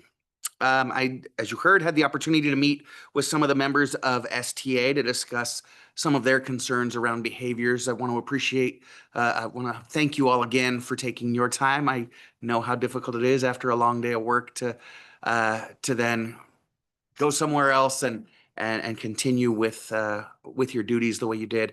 So thank you for continuing to speak out and collaborating with us. We appreciate your perspective. We really do. I also had the opportunity to attend, speaking of our SELPA, a special education discussion panel offered at Bouquet Early Learning Center. What was this, just last week? Mr. Trunky, thank you for the invitation. And Ms. Garibay, thanks for passing it on. I appreciate it. We had a really interesting conversation where the SELPA, all of the districts in this valley, brought together some of the students enrolled in the special education programs in our valley. They were a panel of kids ranging from age 14 to 20, 8th grade to junior college here at College of the Canyons. And they spoke of the challenges that they had due to the special education needs that they've been identified with, and how they were able to overcome those, and how they are working to succeed. And in fact, each one of them is either, we were told, somewhat elite athletes, leaders, advocates, and artists. And every single one of them just had a phenomenal attitude. And as we discussed, they all kind of came down to a common thread, although I don't know that they intended to. They each kind of prepared their own words, but they each spoke about that common thread of the tremendous support of the school staff and their colleagues, leading to them feeling included and being able to overcome whatever challenges that they were facing to get where they were at. It was really inspiring. If you haven't had the opportunity to attend some of the events that our SELPA puts on, I would really encourage you to get on their website. Perhaps you can give a little bit more detail when we get to you. I had the opportunity to visit a couple of our school sites, Helmers and Rio Vista. I had the opportunity to observe and hear about some of the issues that we've been hearing about tonight. And I was grateful for the transparency that I was able to perceive on campus. I saw how administrators strategically allocated resources to meet some pretty extreme needs. I heard about and saw how incredible staff members cared not only for their students, but for each other, supporting and encouraging each other. I saw some examples of tremendous patience and love for our students in some pretty challenging circumstances.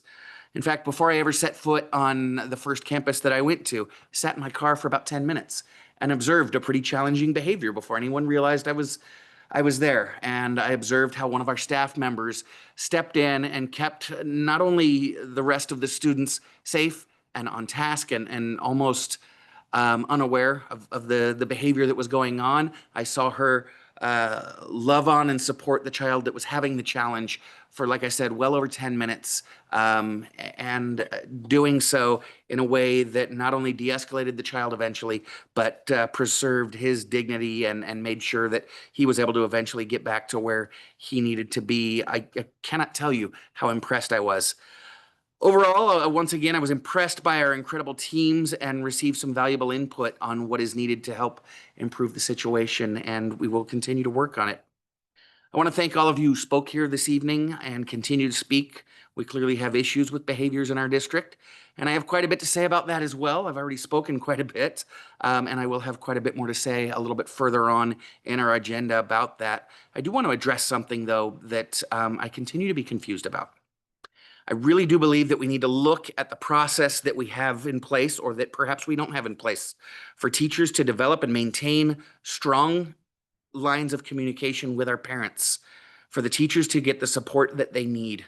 I don't understand how children can be dealing with an unsafe environment day after day and our parents aren't aware of it.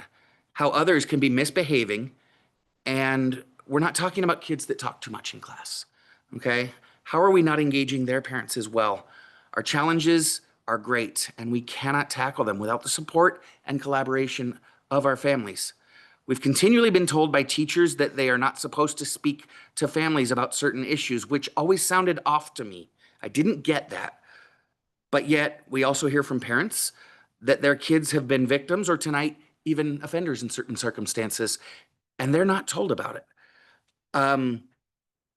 Our school staff needs to be engaging our parents. I've said it before. Teachers and families are co-parenting these children, and it's not going to work if you're not collaborating. I grew up going through multiple divorces, and I've seen how co-parenting works and doesn't work. And so I think we've got to do a better job reaching out to make sure that we're engaging the support of all of our families. I think we can do so without violating any FERPA laws. But I think as a board, this is something that we need to tackle. Thank you. Thanks. Mr. Trunke?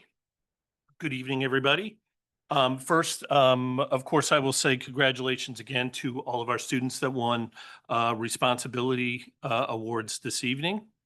On September 18th, I participated in Principal for a Day and was at Helmer's for several hours and observed classrooms. I think just about every single classroom there, had a great time. And I want to thank Robin DeShaw for your participation in that event. I'm sorry you couldn't attend the early morning breakfast beforehand, but maybe next year, because I plan to participate again next year.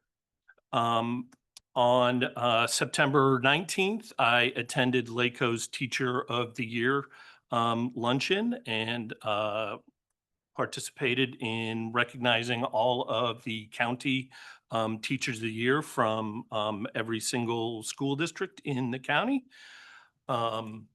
I attended, as Mr. Watson also mentioned, the SCV trustees meeting at Sulphur Springs. Sulphur specifically hosts the medical and fragile students. So it's a pretty amazing facility that they have there, and the capabilities that they have to serve those particular students' needs. On the 13th, as Mr. Watson also mentioned, I attended the SELPA meeting, which had that absolutely amazing student-led discussion about their special education experiences at all the levels. There were some pretty amazing students. And for those of you that are interested in getting more information about the SELPA, which is the Special Area Local, or excuse me, the Special Education Local Plan Area is what SELPA stands for, and it's scvselpa.org. They have regular meetings. Their agendas and everything are posted exactly the same as board meetings are posted. They are open to the public. They usually have a business meeting first, which conducts the business of the SELPA, approving things and getting updates on things, updates from each of the individual school districts. And then it's followed by some sort of either presentation or some sort of outside group that's coming and presenting on available resources for special education families. A lot of great information is shared, and I encourage anybody to go to those meetings if they want to. I think there's something in it for everybody. On October 2nd, I did a tour of both Helmers Elementary and Foster with Jim Backer, who is the founder and president of the SCV Education Foundation. They happen to be the sponsor for Principal for a Day and a bunch of other activities, which I've talked about before. Went to a lot of different classrooms at both schools, and at Foster we got to see the new classroom building there.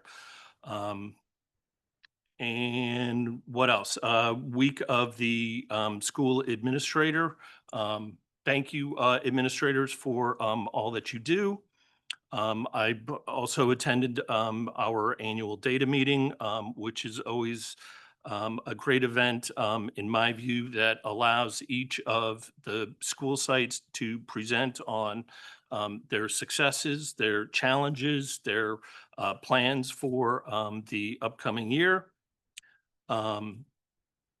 What else? Two other things. I attended a city council meeting the other night for a totally unrelated reason to education, but, and this is for Mr. Heinlein, one of the things that the city council passed was a contract with a company that is going to be putting in all of the infrastructure for fiber optic.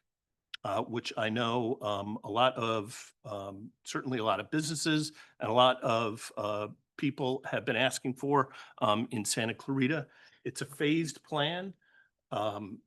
Several of the areas that are in the early stages are areas in the Saugus School District. So I hope that you can get your hands on a map of that plan. And hopefully we can start to look at putting fiber optic into those school sites in those areas as those services become available. And lastly, I want to touch on Assembly Bill 1454, which was just passed and signed by Governor Newsom. AB 1454 requires the State Board of Education to adopt by January 31st a new list of K through 8 instructional materials for English language arts. And by January 1st, 2028, the Commission on Teacher Credentialing has to update program standards and teaching performance expectations. All of this bill is around literacy instruction.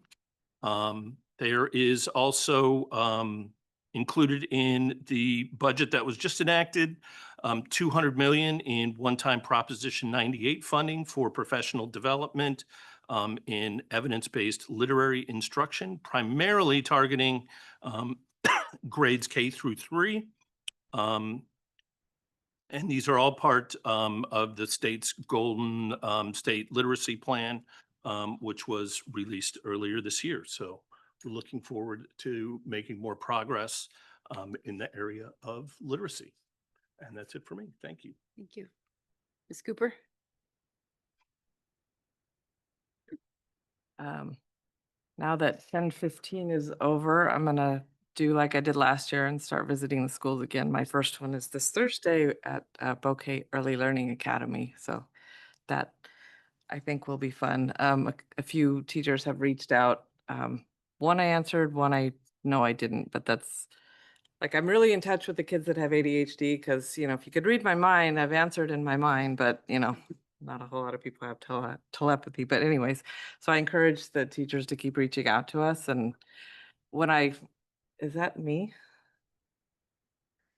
When I went last year, I didn't see any big behaviors, and that's not that doesn't mean they don't exist. So that's why I'm saying teachers like reach out to me so that I can, target those classrooms. I also went to the Teacher of the Year luncheon to celebrate Mrs. Howard. The food was surprisingly good. Huh? The chicken. Yes, banquet chicken. No, you know what? I left after the salad. That's why. Um, anyways, so the comment about the administration week last week, I just had I remembered my elementary school principal, Mrs. Paget. So teachers are memorable and so are principals. I think. Oh, and I'm also looking forward Friday night to going to the ribbon cutting at Cedar Creek. So that will be fun. That's it for me. Thank you. Ms. Grease? Yeah. Okay, my turn.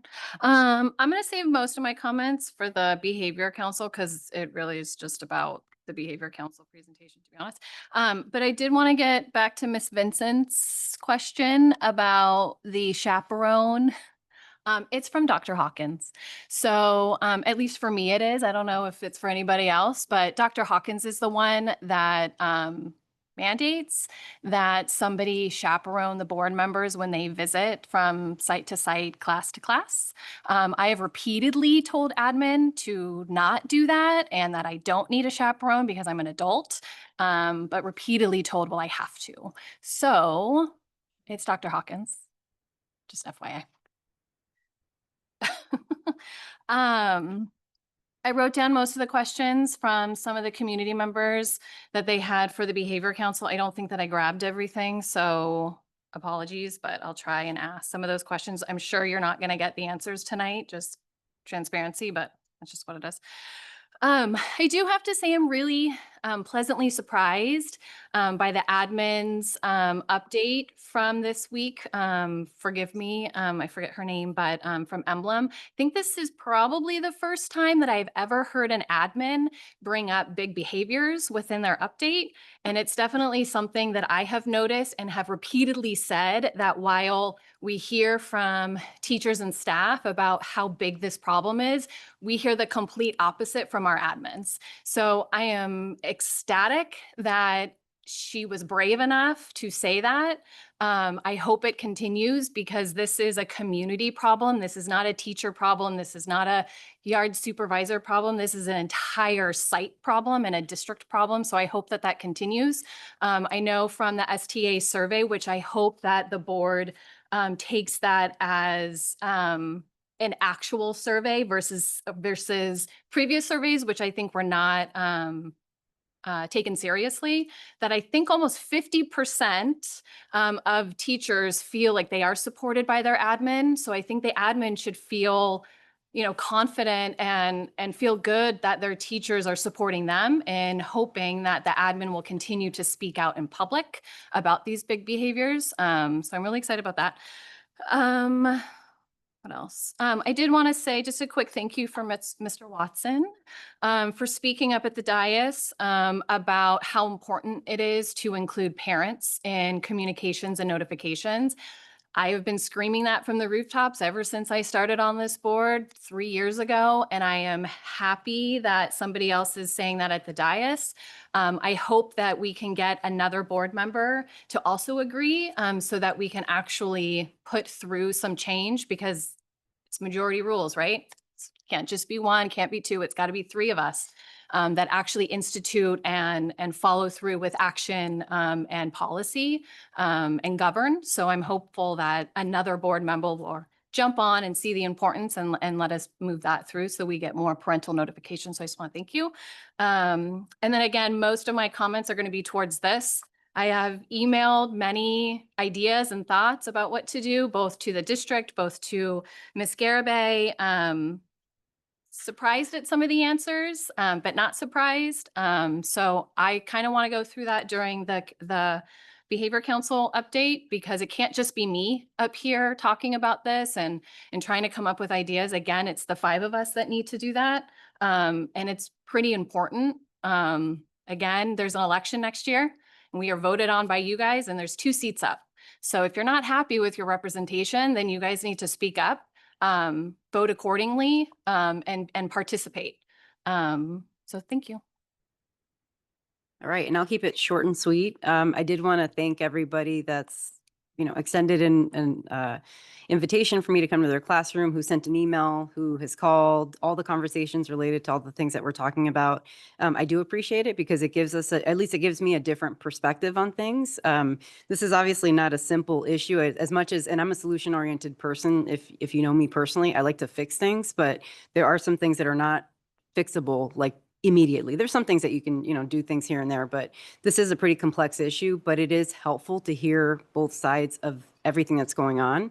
And so while we don't always tell you what we hear or what we know or what we're learning a lot. And we're trying to arm ourselves with as much information so that we can make good decisions and lead this organization. So I just wanted to share that with everybody. Continue to reach out. I do enjoy going to the school sites. Doesn't matter if I'm chaperoned or not. I will be there. I think it's important to participate, to see things on my own. And you can see the things, right? No matter whether you're by yourself or with somebody else, you'll see them. So continue to do those things and know that we are working on everyone's behalf. Our goal is to make sure that kids have a good experience, and we'll continue to advocate for that. So thank you. That's all I have. We'll move on to the consent calendar. Are there any items to remove from the consent calendar? No? Okay. Moving on to approval of the consent calendar. Can I get a motion in a second? Second? Second. All those in favor? Aye. Opposed? No. Motion passes. Okay, moving on to the presentations, behavioral council update. And actually, I was gonna say, can we take just a 2-minute break if anybody needs to use the restroom? I know I do. So let's take a 2-minute break. We'll come back at 8:23. I'll beat you there.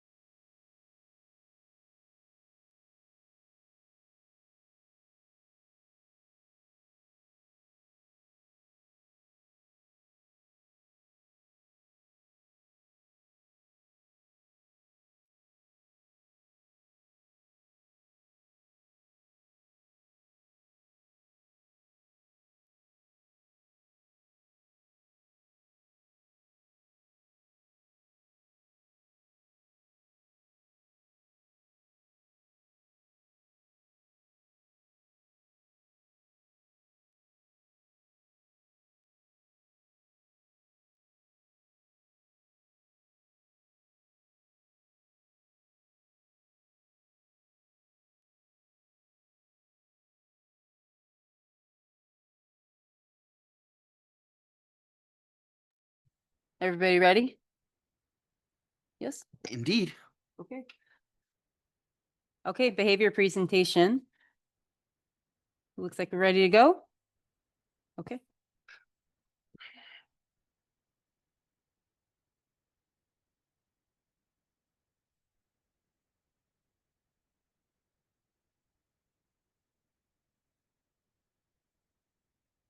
I was waiting for it to get turned over to me. Are we good? Oh, I'm sorry, yes. Just waiting for my cue. And at this time. No problem, absolutely. So tonight, I have some colleagues who are going to share, just giving a brief update of where we are with our behavior council. And you heard a lot of comments about that tonight and the presentation itself. So without further ado, before we get started, I'd like each of the members to just introduce themselves before we get started. Hello, I'm Tanya Nowakowski, Director of Student Support Services. Good evening. I'm Anna Marshall. I teach second grade at Tesoro Elementary, and I am a member of the Behavioral Council. Good evening. My name is Courtney Ellers, and I'm a behavior intervention specialist at Highlands and Fosters, as well as a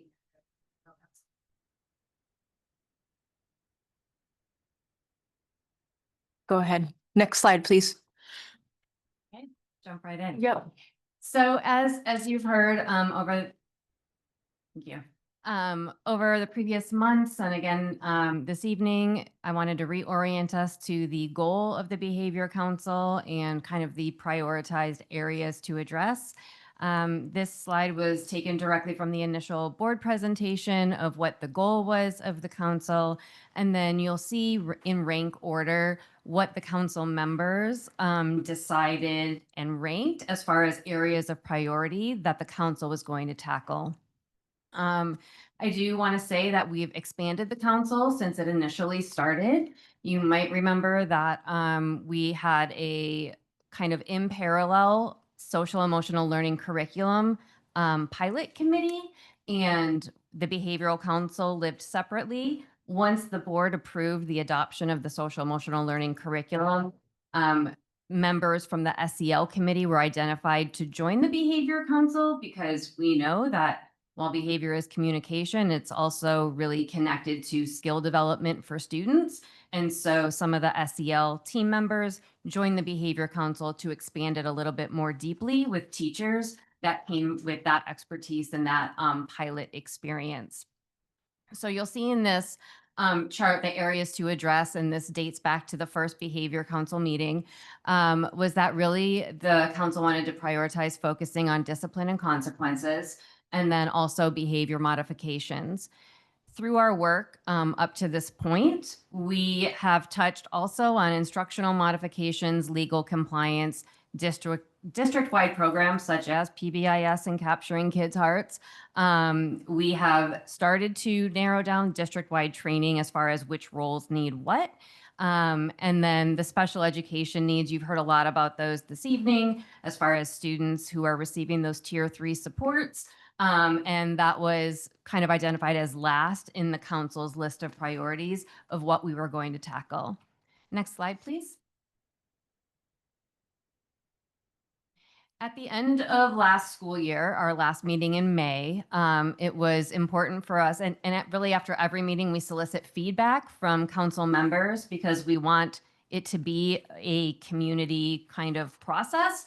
It would be easier for the leadership of the council, who are really the facilitators, which is generally Ms. Barris and myself, to just kind of formulate the agenda and kind of keep the train going. However, this last meeting, there were 57 people in the room. And so as you can imagine, there's a lot of different perspectives and priorities, and the same way that we want classrooms to feel like communities and that there's agency and ownership, we feel that same way for the council. So we do solicit their feedback frequently. This was a summary of the priorities from the council dating last May. We gave them 7 prioritized areas that were whittled down from a larger list. And you'll see that they ranked them in top, second, and third priority. And there was a lot of kind of variability. I'm going to let Courtney talk about kind of the deeper dive into the top 3 priorities, you'll see that the title, and this is pulled right from the survey, our intention was to start the work in August or September of this year. And as council members can attest, calendaring here is very challenging, if not only for rooms, also members with competing priorities, with TK and K having a shortened day. We've invested a lot in professional development for those grade levels. We also had the intervention teaching rollout. And then we have, of course, our ongoing PD around curriculum and instruction. We got started a little bit later than we had planned, but this is really how the priorities fell. And I will let Ms. Courtney talk about the next ones. Next slide, please. Okay, so what you will see on this slide is the first priority. Oh, I apologize. Thank you. During the 24-25 school year, we did bring the behavioral council together and we were able to participate in continued training of our PBIS implementations, as well as continued practice of SEL in our school and our classroom settings. The council also participated in training of new programs such as conscious discipline. And conscious discipline gave us an opportunity to look at the executive, emotional, and survival states of the brain that help us better understand behavior and how to respond to it. By the end of the school year, the council did complete a survey looking at the priorities for the following year. And in looking at those priorities, it has been determined that our number one focus is to have the research-based structure and evidence. It is a blend. It is not a one program fits all. Okay, it is blending our PBIS policies and concepts. It is blending capturing kids' hearts and the components that go into what captures their hearts, as well as utilizing concepts of conscious discipline.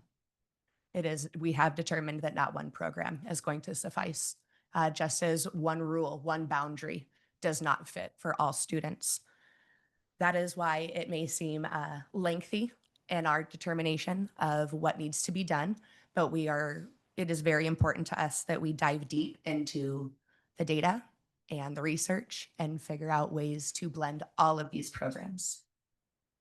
Next slide, please. So at the start of the 2025-26 school year, the Behavioral Council did come back together. As a whole, each site was able to participate in capturing kids' hearts. We have identified core elements of capturing kids' hearts that we would like to make permanent parts of the solutions within the SUSD community. And we are continuing to evaluate what elements of these programs need to be our staples first. And the council did identify that the second area was focusing particularly on the implementation of our new SEL curriculum, which is Character Strong, with other components, and blending these pieces while expanding our tools is going to allow us to identify the most important steps for making behavioral changes. The next main part, which would be our third priority, and I think is our most important priority at this time, is our community and what it starts with, and that is our communication. That involves bringing everybody together so that we can identify, and I know this has already been said, the whole child. That allows us to learn a shared language, a vision, what the commitment will be for our students in our community moving forward. The goal is for us to be able to take into account not only the academics and behavior, but the physical, the social, the emotional, and the cognitive components that help set up the foundations for an individual, not only in school, but for a lifetime. Because what they learn in school doesn't end at 6th grade, and what they learn in high school doesn't end at graduation. Those become your life skills, and it is imperative that we are teaching these strategies as young and early as possible.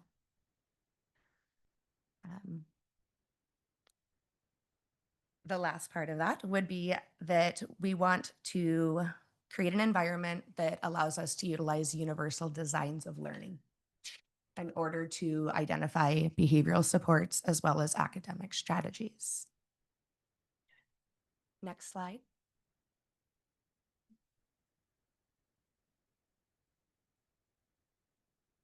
All right. So some results from our behavioral council. We have addressed some concerns and priorities. The first concern we had was PBIS doesn't have enough consequences. Well, the behavior council created a list of consequences based on the behaviors that teachers are experiencing in their classrooms. Our deliverable on that, it's in progress.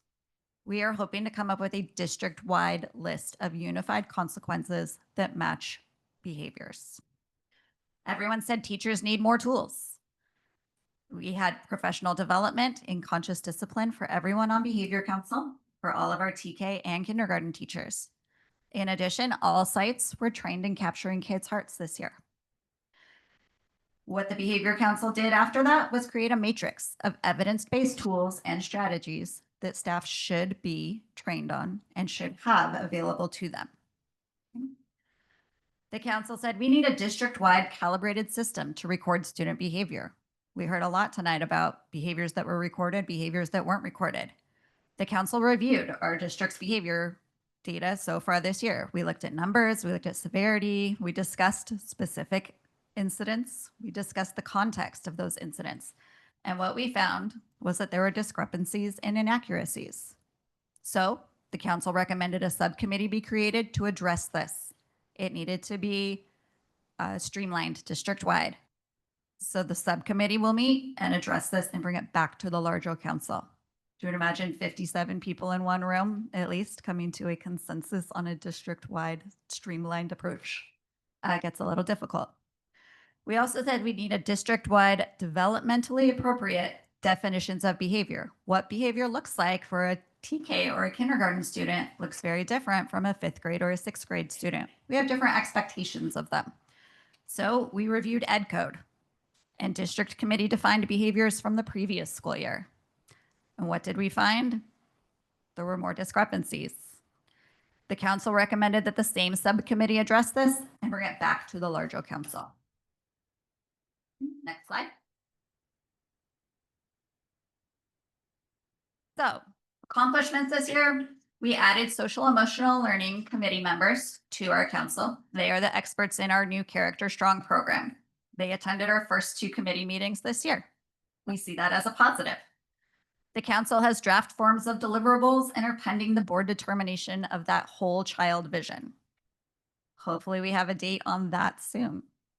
The subcommittee was created to discuss the details of streamlining those district definitions and policies.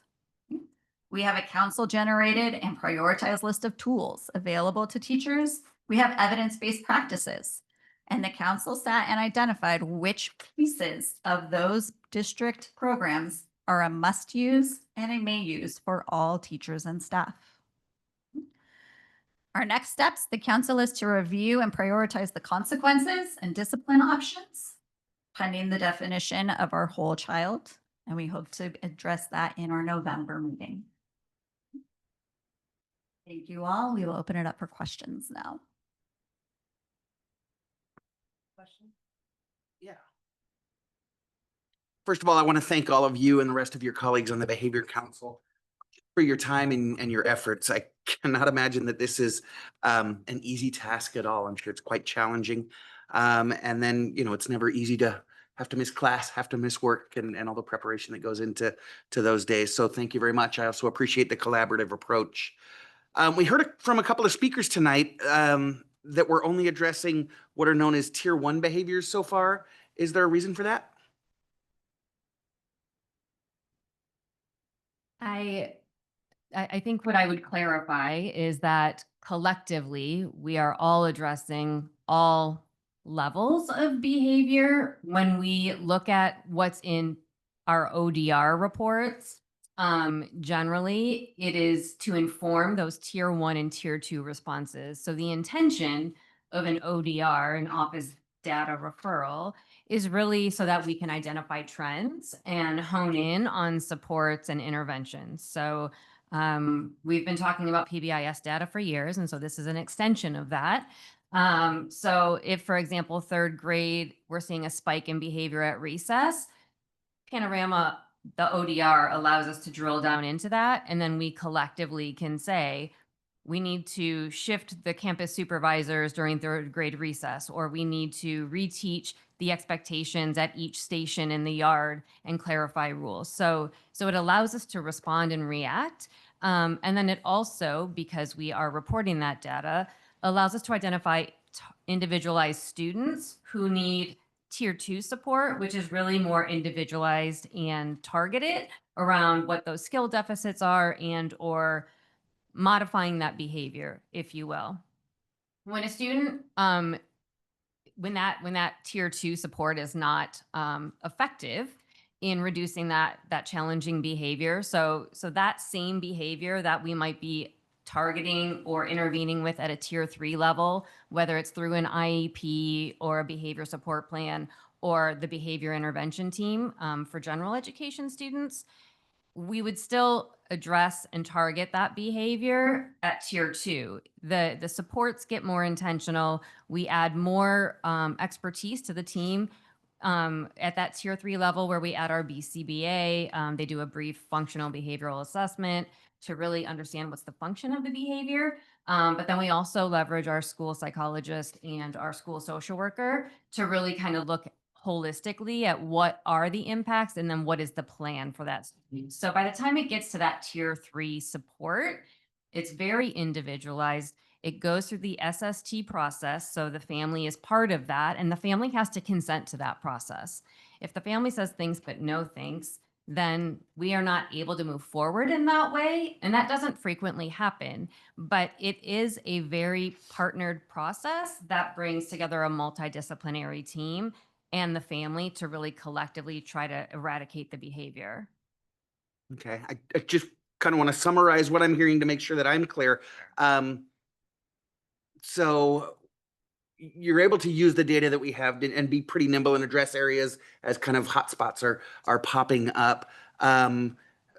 The council itself is focusing on tier 1 because those are the more universal types of things that you can prescribe for all children. And as the issues scale up to what would be a tier 2 need or a tier 3 need, those become much more highly individualized. And it's sort of impossible to say, okay, when the child gets to this extreme behavior, you do A or B, because you can't just prescribe that will work in all cases. That's correct. So like an intervention, and feel free to jump in, either one of you. Like a tier 3 intervention is very specific for that student and what the function of that student's behavior is. And so it would not necessarily say all classroom teachers need to implement and be trained in this tool or strategy, because it's not for the benefit of the greater population. It's individualized for that student based on their needs and what's happening for that student. Okay, that makes sense to me. Yeah. Yeah. Can I make a quick suggestion on that? So one thing I would say about that is I get it, like your explanation makes sense, but I think when you have a meeting with a group of people that are all concerned about the same thing and it's level 1, 2, and 3, you still have to stay. It's how we communicate, right? So it's even if in this meeting we're talking about tier 1 and tier 2, we're not saying tier 3 doesn't matter. Tier 3 matters. We're just handling it in a different way, because if it gets communicated that tier 3 doesn't matter, that's a problem, right? So just that's a little bit of feedback, because, I think we all kind of heard some different messages about, what that tier 1 is, tier 3 is no longer important, which is not the case. It's just, it's handled differently because of what happens in that tier, I guess. Right? Yes? Yes. Okay. I'm sorry. Okay. And I did want to further address that question, Please. sir. When the Behavioral Council is looking at the current state of tier 1 interventions, utilizing tier 1, tier 2, tier 3, those are more of our PBIS strategies that we were utilizing with a multi-tiered system of support historically. We have also identified that behaviors that fall into categories that would have previously identified as a tier 3 behavior, unfortunately, are becoming more common and are happening in more frequent settings, which does require more tools in our toolbox, more training. Because when we are seeking to provide support from a tier 1 universal design of learning, We cannot expect teachers to know how to handle and respond to everything. We're all human. We all respond differently. But because the behaviors are becoming more intensive and more frequent, it is very important that we as a community, our educators, our parents, our teachers, our service providers, our administrators are all given tools. And I don't mean just hand them a toolbox. Teach it, express it, learn it, model it, practice it, because it's going to work beautifully in one setting. It will not work in another setting. And we will then have to go back to the drawing board and identify another area to support and another way to support, which is where we would be moving into those tier 2 supports. I understand there is a tier of support, but at the end of the day, we're a community, we're a unit. Just as we tell our kids in a classroom that we're a family, we as the educators, we as the service providers, we as the administrators, we as the ones who go home with our hearts heavy each night, we matter too. And it is important that we are given those tools before we expect someone to utilize them. And how one person utilizes a tool may not be the same as how another person utilizes a tool, which is why going through the research and breaking down the data and identifying who feels most comfortable implementing different levels, I apologize, of support is most important. Because we can tell somebody, here's a tool, use it. But they may not have historically used that, so they aren't going to be as comfortable as some others using it. That is why it is most important that we bring all of our behavior, starting at a tier 1, universal to everybody, allowing us to have an open door policy, openly communicate when something is or is not working, because it worked for Johnny, but not for Bob. That's hard to understand as a teacher who's also got 28 other children that they are responsible to provide an education to. Mr. Heinlein, we're recording tonight, right?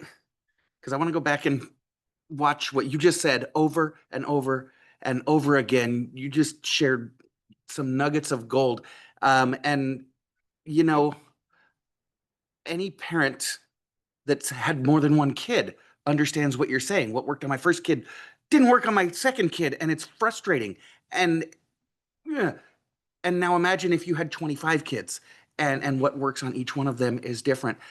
I appreciate you sharing. I've been doing a tremendous amount of research. I've been reading tons over the last few months about this issue. And yes, it is a national issue. I suspect a global issue. I've never heard it put the way you just stated it, that tier 3 issues are now becoming tier 2 issues because of the severity and prevalence of the behaviors that we're seeing. So I saw in slide 6 that you indicated that professional development was offered on conscious discipline and all sites were trained in capturing kids' hearts. I had a couple of questions. Was it all instructional staff, all teachers that were trained in capturing kids' hearts? Yes. I'm going to let Mr. Clement talk about the process of how people were instructed. And I do want to clarify that our TKK teachers and only the behavior council got some of the training for the conscious discipline, And because when we did that- knew that all of the school sites would have either day 1 or day 2 training. I'll let Mr. Clement explain that. Okay. So then they would have. I'm sorry, I didn't hear that. You have some head nods saying that it may not be accurate for TK and K teachers getting the training. So are we confident that every new and existing K and TK teachers got this training? It was offered to TK and K teachers last year in May. I can't confirm if every single teacher in our district who's currently, I'm just gonna, right, I don't have that data, but it was offered. And the only thing that I wanted to clarify is that not everybody in the district has had conscious discipline training yet, but we knew that the behavior council was going to be making some decisions as the tools. And so we wanted to make sure they had some of that training, but I'll turn it over Sorry, to you, but if Mr. we Clement. knew that TK and K have, and correct me if I'm wrong, have one of the highest rates or highest documentations through emails or phone calls or school visits or whatever the case may be, why wouldn't we ensure that, and this data hasn't changed, we had the same issues last year with kindergarten, why we wouldn't ensure that going into the new school year, existing K teachers and new TK teachers received the training before school start.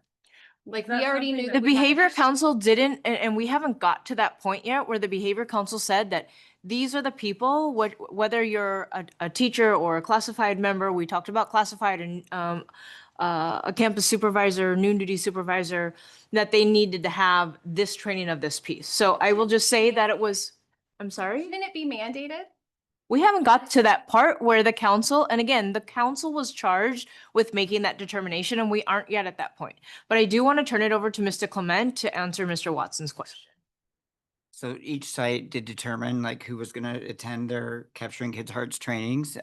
There was representatives from BCBAs to psychologists to social workers, the entire teaching staff, some of the office managers, some of the custodians, some of the campus supervisors. There wasn't space for every single person, but we did, like if it was before their year had started, we paid them extra hours to come in, if they weren't a teacher. And who picked? Who picked the people? The sites did, the site principals and Was there the team. criteria? What's that? Was there criteria for who was selected? Well, all their teachers were invited to attend, and then with their extra spots, it depended on their teams and who was available and who would come. So it doesn't sound like there was criteria. Well, all employees were welcome, but at your site, Right, but we're custodian might have a very rooted part in the process. So that person is gonna be a vital person for that site. And the office manager might, or Sure, but librarian it's, might be that person at another site. So they had some freedom to select. yeah, but it's our responsibility, I think, to ensure that the people, our community is getting the training that the council is recommending, and it doesn't sound like we're actually doing that. They haven't got to the part where they're recommending the trainings yet and which pieces. Right, but we're in October and the behavior council started in May, and we're gonna head into Thanksgiving break, and then we're gonna have 3 weeks off for winter. So I'm really interested, and I know I'm taking up time, and it's, oh, I get it, but what is the timeline? Like, I don't wanna have Jackie, come here and tell me that more kids are being kicked in the stomach. Like, I don't. There's gotta be a timeline. And the fact that we're switching priorities 5 months after we started, it just doesn't seem like it's very consistent, cohesive. Everybody's on the same page. And how could you with 57 members on a committee and then a subcommittee? That and no one's going to agree with 57 people and then a subcommittee with that. I don't even know how many people are on the subcommittee and who's on the subcommittee. This isn't directed towards anybody. It's just directed towards, it just seems very inefficient right now. And that we're not really accomplishing maybe what we thought we could accomplish when we talked about this in May. And it just doesn't seem like, I'm sorry, people are nodding their heads. Like, I can't not look at them. Well, I started talking about in 2023. So I think Mrs. Grease's point, what I was getting at is if we have sort of a rough estimate of how many people have been trained and then how many are implementing the training, because it's one thing to go to a training and say, huh, I disagree, and go back to what I've been doing, whether that's the right thing to do or not. And then those that are implementing the training, have we had any anecdotal observations on how it's going? These are the Like, are we updates that we seeing, need. are we trying things and seeing things in place, right? So we're training folks. Have you been in the classrooms and seen these implemented in the classrooms? So just to finish my thought with Capturing Kids' Hearts. Thank you. We did identify anybody who was at a site that did not receive year 1 training last year, because we had 5 sites going through year 2 training this year. So anybody who'd moved to one of those school sites, we did add, paid that extra fee to have them be able to go to CKH1. So they've all been trained there. One of the processes that is set up with Capturing Kids' Hearts, Process Champions, was last week. And that's where the sites identified a small group of people, might be 5, might be 9, depending on the size of the school. They came down and spent a day with one of the CKH presenters going through they call them process champions, and they're able to identify those people who are the quote unquote cheerleaders or drivers of that, that are going to talk about what that school site needs for their implementation and what they're doing to grow those practices within their routines and procedures as a site. Yeah, I think Similar to what they did last year. so. Just to kind of close up the topic of training, but I think we've all kind of said it in different ways, but the same message, which is training is really important. And I've heard that in a lot of different places and a lot of different things that we're talking about. We can't expect people to do what they need to do if we don't provide that training for them. So, and I understand that there's a cost associated, there's a time thing associated, but I think it's critical. And honestly, I wouldn't leave that up to the behavioral council to decide like who gets trained, who doesn't get trained. Everybody should get trained because it's a it's a goal for all of us for our kids to be to have certain to live by certain expectations, for, the adults to follow certain things like that to me, that's a universal thing. It's not a, hey, let's pick and choose who gets to do it. And I also agree with Mr. Watson's comment that there needs to be more of a follow-up. So, and I go to trainings all the time, and sometimes you pick things up, sometimes you don't. You guys are the experts, right? So there should be more of a follow-up where you come out and, hey, and teachers should feel open to say, hey, I got it, but I didn't get it. Can you come and help me, figure this out? Or what am I doing wrong? Whatever. But somebody's available to provide that support is what I'm thinking. And again, I understand that there's budgets, there's time, there's all these things, but if you really want to make a difference, like that has to be part of the commitment, is to train people, to support them, and to keep that forward. And with these kind of trainings, it's not like, a writing training, right? Where Dr. Hawkins can come in, train me how to do some strategies, and then I can implement it tomorrow. And hey, it worked great. And it transformed my practice in the classroom. Because these aren't programs per se, they're philosophies, right? That require a mind shift in the adult. And those mind shifts take a long time. I know, I've been there. I came from a much more traditional background and was trained in something very similar to what we're talking about tonight. And I struggled with it for several years. And it wasn't until I fully bought in and had that mind shift of my own that I was able to really start implementing some of these strategies. And so knowing that it does take a tremendous amount of time, and we've got to have a sense of urgency. And again, like Mrs. Garibay says, not disrespecting the notion that we want all of our members on board and speaking their truths from their lenses. I think we do need to press a little bit to accelerate the process. Hard. If I can just speak to one kind of piece that I think is related to what you all are talking about, is like when we had committed all in to PBIS, like that was a training. There are fidelity metrics, there are walkthrough tools, there's processes in place to consider and evaluate and improve your implementation. I think one of the things that the council has continued to kind of talk about is in braiding programs together, like Capturing Kids' Hearts, Conscious Discipline, PBIS, is you lose that fidelity marker. So if we're going to take the matrix from PBIS and the tickets from PBIS, and then we're going to use the social contract and the discipline ladder from Capturing Kids' Hearts, and then we're going to use the brain states from Conscious Discipline, there's not one fidelity marker of like, check, we've implemented, because we're kind of braiding and creating our own things homegrown with the things that we like or we endorse or we have seen success with. And so like when we consider training, to train everybody in each of these programs, when I think about, teachers' time out of the classroom and or negotiated training days and having subs to cover all the classrooms to pull the it's so multi-layered. So it would be great if we could do those things.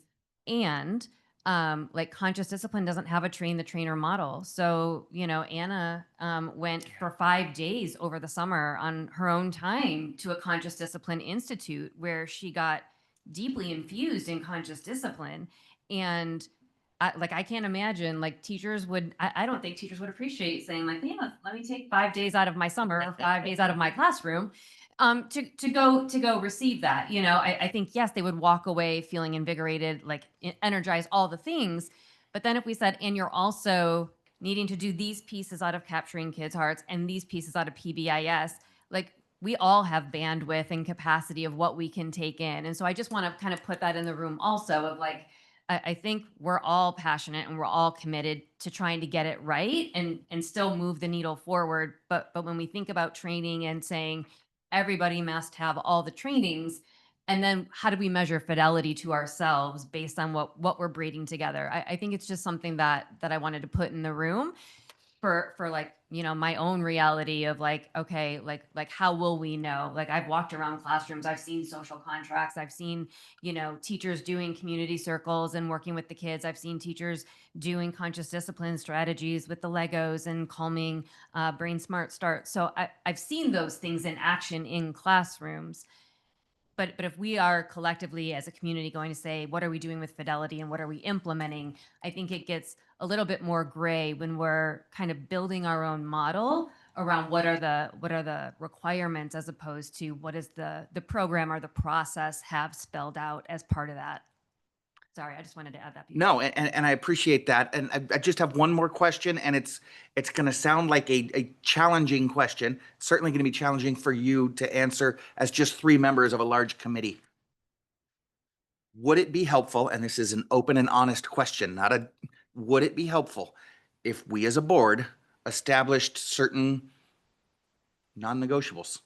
4 points, 5 points. This is what we believe about children. Knowing that as a board, we are not a panel of educators. We are board members, and you all bring the infinitum of experience. Is that something you all would rather take on as the committee, or would you like to see us set forth some of those non-negotiables to help guide you? Mr. Watson, I think that that's part of our whole child discussion. Right. Yeah. And I So think this is something that they go hand in hand.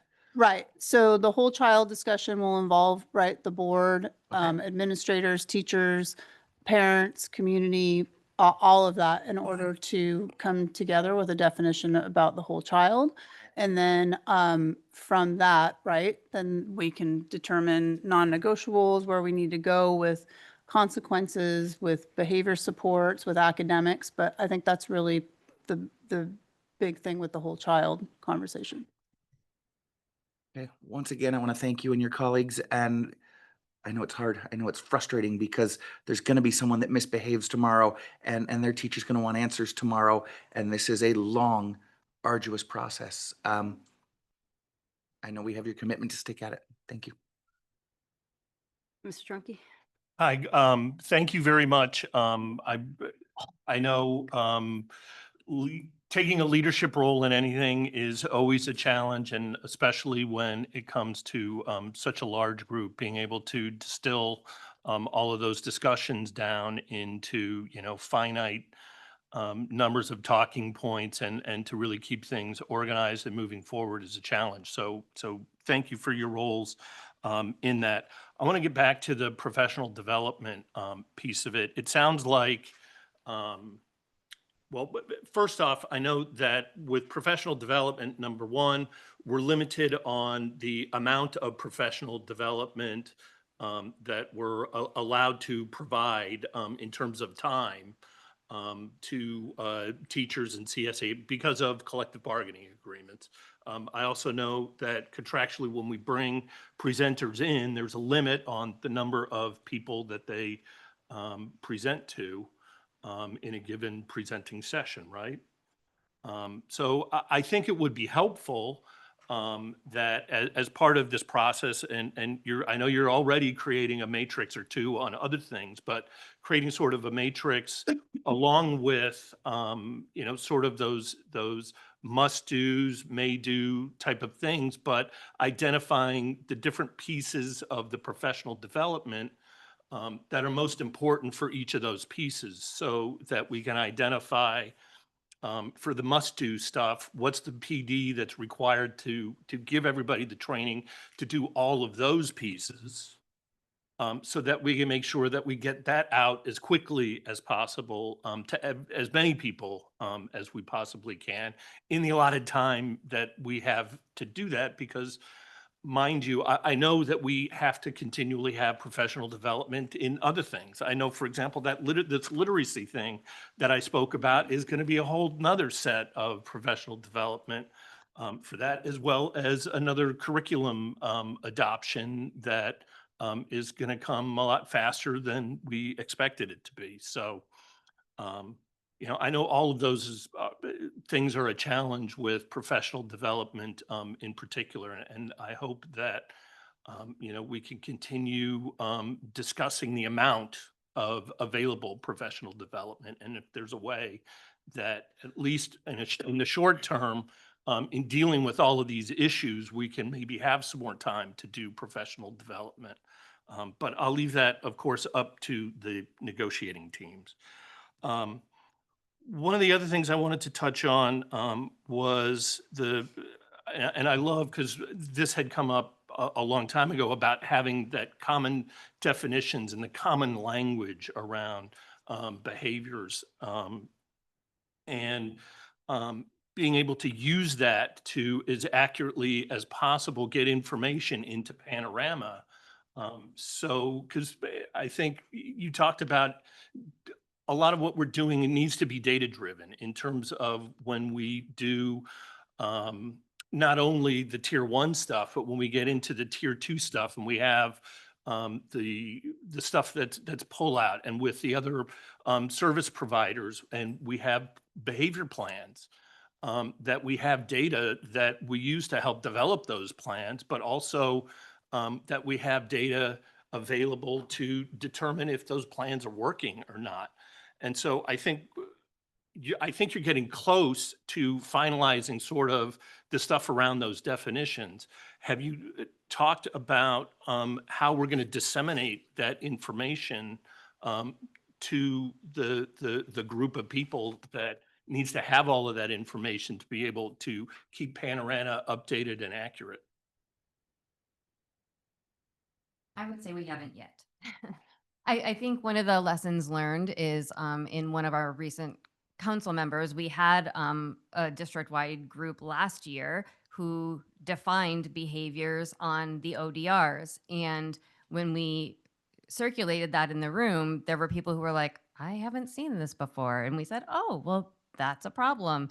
And so I think communication in a district this large is always an opportunity. And so I think historically it has lied a lot on administration, but I think one of the pluses of having such a large council is the people in the room can champion that information and move it forward in support of kind of the larger overarching conversation. But did you want to add something? No, I was just going to add to it that I think in part of that discussion, we know that, and we've heard it several times about implementation or communication, right?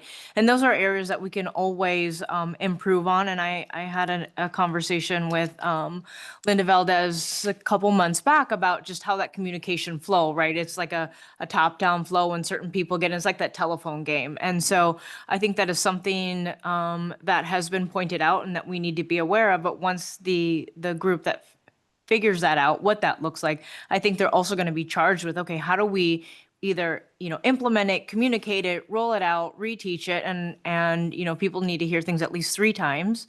For me, it's probably 5 or 6 to actually get that. So I think all of those things, yes, I agree with you, and yes, we need to tackle as we move forward.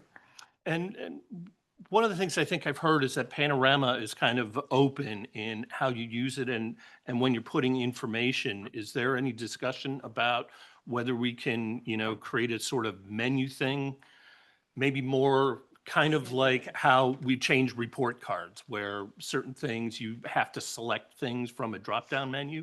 And is that something that would be helpful, maybe? Yes, and. We shared with the council a little bit sort of the history.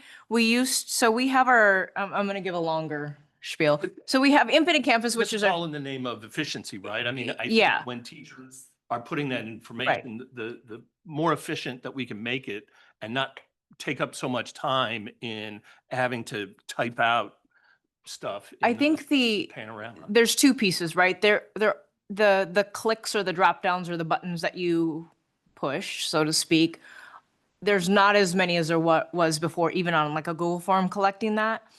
But it's the calibration of, for example, if I hit Ed, do I record that as caused physical injury versus somebody who pulls my hair down and is punching me in the ground, right? Are both of those recorded as caused physical injury similar? And then there is a comment section. So how do we maybe calibrate some of the comments, right? Similar to report cards. So again, those are pieces that we are grappling with, that's subcommittee as recommended through the council will work through. And Panorama, we've just piloted last year and now it's district-wide, or have we done that earlier? When This is our second full year with it, Second full year I believe. district-wide? Okay. I don't know. We did pilot it the year exactly. They all kind of run together. But I would say each year we've brought another section sort of on board because and we've shared this in terms of the rollout and the implementation. We wanted to go slow to go fast, to also make sure, because it's talking to another system, that the data is clean, it's accurate, and we can rely on it. So we don't want to ask people to go in and check this system or rely on the data if it wasn't accurate. You know, one thing that I'll just give an example is like attendance, right? So that Infinite Campus, our student information system, that information goes back and forth between the two, but somebody has to make that code to tell it what to do, right? When it's pushing or pulling information. And so we found a few things that were not, I don't even want to say inaccurate, but it wasn't capturing it correctly. So we worked with IT, we worked with Panorama to make those corrections. So then when we said, hey, the student is absent this percentage, we could rely on, yes, it's accurate, that student is that percentage. So before we kind of roll out those pieces, those are the things that we're vetting and that we're checking. Okay. And then the last thing I sort of wanted to ask some questions or comment on is about the parent engagement. I know we have always had lots of parent engagement activities. You know, I wish we could, you know, require parents to come to these things. Have you guys talked about in the Behavior Council if you see anything you would like to see differently in terms of those parent engagement activities, either in terms of the frequency of them, the content of them? And certainly I would hope that we could see some more information from the council about where, because Mr. Watson, I think, touched on it. Because and in fact, he mentioned that he was confused about how, you know, the communication with the parents, right? And how can we make sure that teachers are communicating with the parents as much as they can stand, right? I mean, let's say there's limits on everything, I think is fair to say. So how do we make sure that that parental communication thing and that parental engagement thing are happening in the ways that you as the teachers and as our classified employees sees the best way to do it, and the frequency in doing that without getting parents in a bunch? As a classroom teacher, I will speak to, I have good relationships with parents and I have not so great relationships with some parents. When I call about a behavior, whether a child was an instigator or a victim, no parent is happy. And it's always, what did you do? Who was the other child? What happened to that other child? And parents get very frustrated when we are bound by FERPA laws. And we say, well, I can't tell you who hit your child. I cannot tell you what that child's consequences were. I will tell you about your child. He was hurt today. Here's what I did to help him feel better. He was checked out by the nurse. I can talk about their child, but only their child. And a lot of times that's where parents get frustrated with us. And that hurts the relationship between the teacher and that parent. They feel like they can't trust us. They feel like we're betraying them. And we're not. We're just following the law. So that's kind of a sticky situation. But otherwise, it's, you know, pick up the phone and call parents. It's invite them to your classrooms. It's really establishing those positive relationships. It's treating them just like students, you know, they are part of our extended family. Treat them like they are family. Does that answer your question a little bit? It does. Okay. Thank you very much. And like I said, I think, you know, if you think that there are some changes needed in some of that stuff, then that's something that the Behavior Council can address, time permitting. I mean, obviously, there's a lot of different things that you guys are trying to address all at the same time, and I don't want to overburden the process. There are certainly some important things that we want to get done on a faster basis, but and this will get into my final comment. Thank you for making this such a collaborative process. And, you know, I will say it again, you know, it takes participation from everyone. And I know that we're not done with adding more people to the council at the appropriate times for adding classified employees at some point. And, you know, and we certainly want you guys to sort of drive the process of that to be, you know, a larger collaborative group at the appropriate time.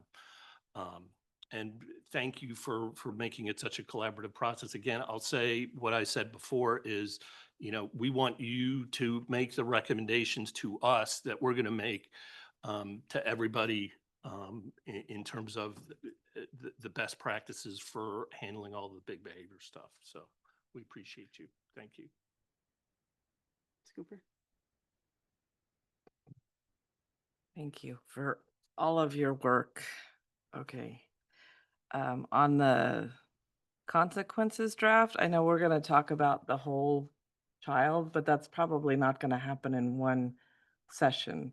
So can we go ahead and share the draft, or at least maybe publish the ones that you're like quite sure of and not the ones that you're not sure of, so that the teachers will have something to start with? No. So what we've done is we've gathered all the information and the potential consequences, and we did that last school year. What we need to do now with capturing kids' hearts and their discipline ladder, looking at our consequences and really fleshing that out. There were some additions to that list that we don't currently have in place, things like Saturday detention and what does that look like. So I think there needs to be deeper council investigation, definition, and prioritization before we share it at a level like this. And like, yes, we will share it. But I want to honor the process of the council of really kind of going through and utilizing their voice to define those and narrow those before we bring them to a more public space. Okay. All right. My other thought, well, one of many, I don't think that this is going to be a one and done. So I don't necessarily think that like everything has to be perfect before anything gets published. So anything that you guys think is recommendable, you know, you can recommend a piece without having to do the whole thing. And then I know that urgency has been mentioned before. I'm sure that with, I mean, you guys, I know your time is limited, and whether it requires substitutes or working after school, I'm sure we can work together with the STA, but I think that the district should treat this as urgent and not so spread out. And then other thoughts I had, because I thought about this a lot. So when kids are physical and like we have removed other children from the classroom and left that kid in the classroom, and I know part of that is because you don't want to make physical contact, although it is allowed in ed code. And I know that it's better if someone is specifically trained for that. Can we identify, you know, a handful of people on each campus who are specifically trained for that? We do. Okay. If you're talking about students who need the level of restraint, and I'm assuming you're talking about that, at every school site, we have, depending again on the student need, if we have like a special day class where we see more student behaviors that have behavior intervention plans or might need that level of support, we've identified 2 people on that campus. If we have a student without a special day class that needs that level of support that may have a behavior intervention plan or something of that nature, We also have people from that site. Every year we take a look at who has been trained, who's expired in training, who needs new training, are there new needs of a student who's come in, and we partner with our SELPA, and you guys explained the acronym of that before. And so there's ongoing training that happens through that process. Okay. Okay. So everyone on the campus knows who they are. Yes. They're saying no. Look at the audience, you guys. They are shaking their heads no. Okay, can we make it a point? Or to can you make speak sure on that how everyone on you campus- guys know that at your school sites? Who has the CPI, who has the training from SELPA? Yes, I was not there. I know that was just stated at the last training, but based on the sites that I am at, we have gone through reviewing student need, who has behavior intervention plans, and what plans do require a individual of that caliber of training to be available. And based on the level of need, that determined the number of individuals that were trained. Okay, so, but what I'm saying is, can we make sure that everyone, Again, sir, I was not at the meeting, so I can only attest to my behalf of what I know in regards to. So would you say that your admin and or leadership or your school psych, social worker, BCBA, those are the people who know, or does the entire, I think what they're saying is, does the entire school community know who those people are at your campus? And maybe you can speak to that too, Anna? No, that has not been. I do not believe that that is clearly stated, identified, labeled, and listed somewhere. No. okay, so just because a child has not yet been identified as potential. Would you say knows like at your campus? Everyone on the campus should know who those people are. On your campus, who would know who the people who have that additional training? Our administrators. Thank you. Can we make sure that everyone on campus knows who those trained people are? I think that Well, would let's be speak to that important. process. If I'm a teacher in the classroom and I'm having an issue that necessitates this kind of restraint, what is my protocol? Do I go directly to the person who's had that training, or do I go directly to my administrator who knows who's had No, that training? typically, a lot of school sites have a protocol for requesting behavior support, and please step in, both of you, because you live at a school site. There are certain people who are identified, they usually have a walkie, or they call the office and they have a system for that. And so I've been at multiple school sites where the administrator has a walkie on them, their BCBA, their school social worker, their psych have it in their office or on them. And so when they call for a student with behavior support, depending on what that student is or the code of what that student needs, whether it's eloping or they're, kind of stuck in the classroom, that is the person who usually goes. Now, if, let's say, one of our BCBAs or the administrator is in the classroom and they recognize that the student might need a physical hold, and really that is our last resort when a student is exhibiting behaviors that are a extreme danger to themselves or others. Pretty much everything else is hands off. I'm not saying we can't do it, but it's our last resort. And then at that point, the people who would need to be involved in providing that physical restraint, who've been trained, because those are the people who would do that appropriately and safely, would be called in to provide that for the student. Now that's different if you have a gen ed student who's a kinder who's running across the street and you're like, oh my gosh, you're running into traffic, and you grab that kiddo. I'm not talking about that, right? But- You but it- can't wait for somebody to be trained to say the kid's running across the street in traffic and I can't, grab that student back on the curb. Yeah, I think the issue is communication, though. I think that's what we're trying to point out, that like, there are things that maybe, because even, let's say you're not a teacher who has a child that has that kind of a need, right? That they're gonna need somebody to restrain them. I should still know who the person is on campus that does that, just because it's good information, right? Like, even if I never have to use that as a tool or whatever, it's just communication and understanding of who does what, and if we need this or we need that, like, that just seems basic. It's just, again, it's communication.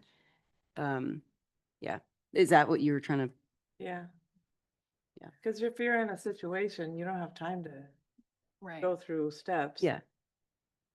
It just seems like the most direct route would be the safest. Yeah. And it's, I would mean- imagine in a lot of those situations, perhaps if it was that imminent of a threat or danger, that the quickest and safest thing would be to get the other children, the other students out of the classroom as opposed to trying to. Well, that's get true, but if the- you have a the child same who's person to flailing come and is in. gonna whack their head on a desk, like you don't want to leave them in there by themselves to. And I think talking about it at the dais is very different than living it. I agree with you, right? Like the safest thing is get the rest of the kids out, but you may not be able to because there's probably only one teacher in the room that then has to figure out quickly, what am I gonna do? I gotta get 28 kids. How am I gonna get 28 kids out of the room and where are they gonna go? And then what do I do with the kid that's in the classroom? Like it's all good and well on paper, but seeing it and literally me seeing it in person, I can understand how that's not always gonna happen. So there I don't has to think be we things in can place. legally leave the child in there alone, can we?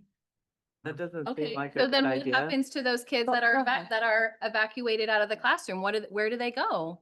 They can't be by themselves either. Yeah, that doesn't happen in isolation. That when you're evacuating a classroom or you call for level of support that's needed. I will just share my own experience when I was at a school site with a student that was escalated. They were outside of the classroom and we tried our best efforts to get the student back in. But when the student got in, the student became more escalated. And so I had there was a teacher, the paras, the administrator, and myself. I was just there for an observation on campus.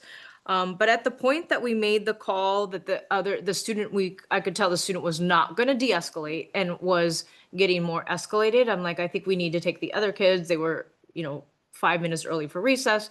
They got to go to recess a little bit early. But it takes two people to do that. It's not the teacher, or the teacher might call the office and again, please step in and add to that. Hey, I'm having a really hard time with so-and-so. I think I might need a call to evacuate the room. I need somebody to come and help me. I have evacuated my classroom before. Not this year, but I have done it before. The child has not been left alone. I grab my walkie-talkie. I tell all my kids, we need to get out. It's not safe to be in here right now. One time there was a music teacher with us, I think from VAPA, and he found a basketball and he said, let's go play basketball. And all my kids say, we played basketball with the music teacher today. I'm like, yep, that's what happened. It was great. No concern about what was happening in the classroom. I've done it before where we just say, we all have a buddy teacher, or you just grab your walkie-talkie and you say, I need behavior support, and someone comes. It's kind of a camaraderie. We make the rest of our class feel good about it. It's like, hey, we get 5 minutes of extra recess. We talk about different brain states too. I bring in my conscious discipline thing. I'm like, that person is really in their red brain right now. They are like in the survival state. They don't feel safe and they don't know what to do. That's how they're trying to get themselves safe. I said, and we're going to wish them well and we're going to let them calm down. And then when they come back to their executive state, we'll go back to our classroom and continue what we're doing. And my students all empathize with that. They're like, okay, that's what that student needs at that time. We're doing what we need to do. You get support and it works out. It's not an ideal situation by all means, but it works. Cool. Okay, it's Mrs. Valdez mentioned that PBIS was a good program, but what she felt like some of the parts were not implemented with fidelity. So I wonder, Linda Valdez, I'm talking about you. I wonder if maybe you would, not necessarily now, you can email it or whatever, like the ways that you think that it lacked fidelity, so that when we go into the next round, that some of those maybe can be addressed. And then, yeah, so.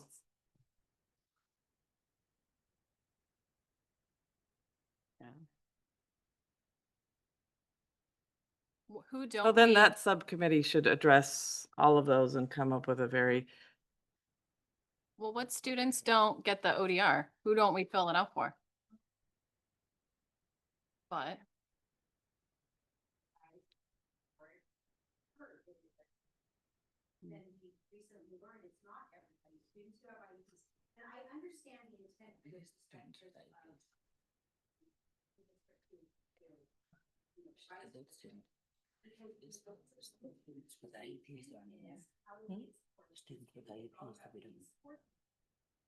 But what that does then is that removes the data from each student. Think of us having data to go back and look at outbreak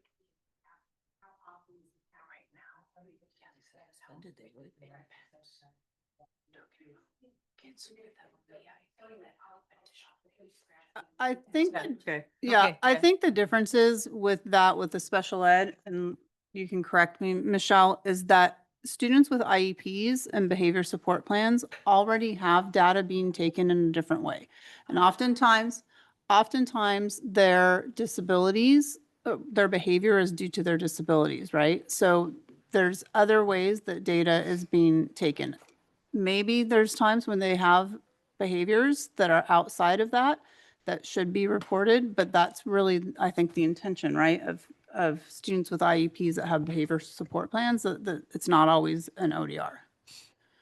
Cool. Do you have any other questions? Yes. Ms. Cooper? Yeah, I'm still going. All right. Okay, two more. The first one was just an idea, and I know that would be a huge change that, STA would have to be involved in and approve, but sometimes what I've heard from, all the trainings that I've been to is you tend to, and this isn't generalizing, like this is not, this is very generalized, that when the teacher and the students connect, that they tend to have fewer behavior problems. There's going to be times when a teacher and a student are going to connect, and it's not the fault of the teacher, it's not the fault of the kid, it's just, you just don't like everybody. What if we, instead of having one teacher with 28 kids, we had two teachers with 56 kids, and they could switch back and forth and team teach, and that way, if there was a, child that was, particularly difficult, they would get a break during the day, or the other students would get a break during the day. Like, just something to think about. Okay, last thing. President Garabay, I know that when the council first started, that we determined that the board would not attend the meetings because they needed to be able to do their work without being made uncomfortable by our presence. And you can let us know if our presence would make you uncomfortable, but I think that it wouldn't be a bad thing if we were to visit, and maybe you can oversee it so that there's never more than one or two people, because we don't want to turn it into a public meeting. Right. So that, you guys can all comment on that, but that's just my thought. Okay. Ms. Grease? All right, so I'm gonna piggyback on your thought because I agree with you, and I have wanted to join since the very beginning, but I'm gonna take it a step further, and I would like to propose to the board, because it sounds like there is a huge disconnect from the people sitting up at this dais to the behavior committee to what is actually happening in the community. I think there is a huge disconnect. It doesn't sound like we're all on the same page. I see people in the audience shaking their heads every time the district is saying, oh no, it's like this. I see heads saying, nope, absolutely not. And I know various people in the room, and there are various types of people. There's teachers here, there's CSEA here, there's yard supervisors here, there's aides here. Like, it's coming from all over the place. So there is a true disconnect on what we are all trying to do and what is actually happening within the community, and that's on us. So grounded in that, my proposal is that we actually reestablish the board, reestablish the behavior committee as an actual board committee following bylaw 9130. I think it needs true structure. It needs board input and guidance in terms of timelines, in terms of expectations. We're all sitting up here saying, we want you to communicate with your parents. Like, that is top priority. We want to address tier 3. That is top priority. But then where does it go? It goes into like a black hole and abyss, and it doesn't go anywhere.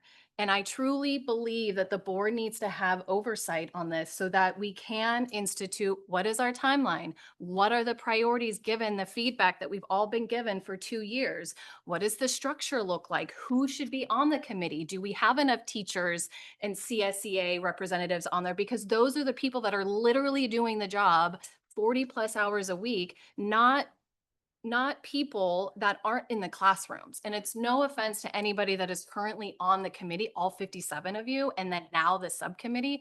It's not about that. It's, we need people that are in the trenches, in these actual committee meetings, talking about what's happening. And I know that you're probably going to debate me on there's people in there, but maybe there's not enough. Maybe, and I don't. Well, there's 57 people and that's. There's made- more than 57 on the council. It was just 57 in attendance that day. Oh, How that many are people made in up of teachers, social workers and BCBAs and psychs, right? So I'd like. No psychs. Oh, sorry, not to psychs. see, I'd like to see the breakdown. I'd like to see how many teachers versus the BCBAs versus the school psychologists versus admin versus the district. If we could pull that together, that would be great. There are no administrators in there other than district Okay, office. fine. If we could just pull together what that list looks like, because it seems like now we've added additional people to support SEL. I'd also like to see the subcommittee, who's on the subcommittee? Is it the same is it the same 57 plus people that are within the behavior council? I just think as a board, following that bylaw and actually creating a committee would help give it structure.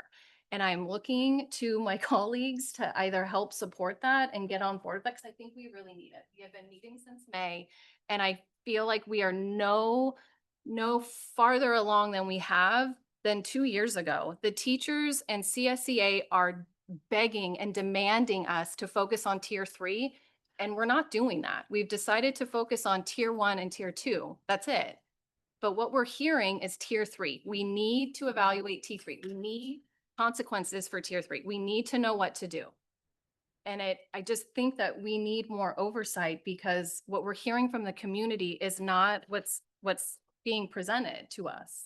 Can I just add, I don't want people to think that we're not addressing or not working on tier 3, but I want to echo what Courtney had said. When you get to the level of tier 3 type of behaviors, it's really individualized.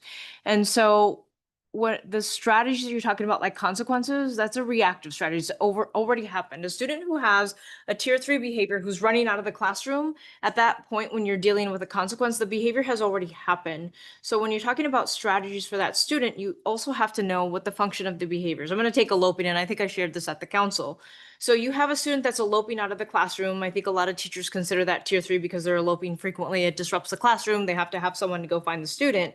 But in order to figure out what strategy to apply to that particular student, you have to know why they're running away. So number one, I was just talking to a principal today that the student is frequently running out of the classroom. They look like they are in a red state. So something in the classroom is saying that they're in survival mode and they have to run away. So they are running probably to escape something in the classroom they consider as a threat. We have other students who have run out of the classroom because they're going to seek an adult that they feel they have a relationship with. So the strategy that I would apply to the student or the tool as a teacher for the student who perceives my classroom as being a threat for whatever reason, whether it's the instruction or a student, and the student who is running out of the classroom to seek an adult or a peer they have a relationship with, the tools and strategies that I would use would be very different. So I can't tell you blanket teachers, when you have eloping behavior, this is what you're going to use. The best approach or defense is to have those proactive strategies, tier 1 and tier 2, so you don't prevent it. Because once you get on that behavior escalation, the only thing you can do is to let that happen. I've talked to many people about when that happens, you can't stop it, and really you can't. So the best defense is to not let it happen in the first place, which is what we're talking about, some of those tier 1 and tier 2, and or if the student has an individualized program, those strategies that have been identified to work for that student. But I'm not hearing any teacher, any parent, any staff member talk about tier 1 and tier 2. All I hear about is tier 3. So how do we explain that? For me, how I take that is that they're comfortable with tier 1 and tier 2. They're comfortable with the admin support. They're comfortable with the BCBA support, whatever the case may be, they're comfortable. What they're not comfortable with is tier 3, and we're not addressing that. But I guess I'm saying we are, and I don't want to argue with you or feel like I'm arguing with you, because I don't care if you do or not. I think it's part of the discussion. We have to have the discussion. What I'm saying is I don't want you to feel like I'm arguing with you, but what I'm trying to put out there is those plans, those strategies do exist, and we're working on them. But the way we work on them is going to be different, and the way we approach them is different than tier 1 and tier 2.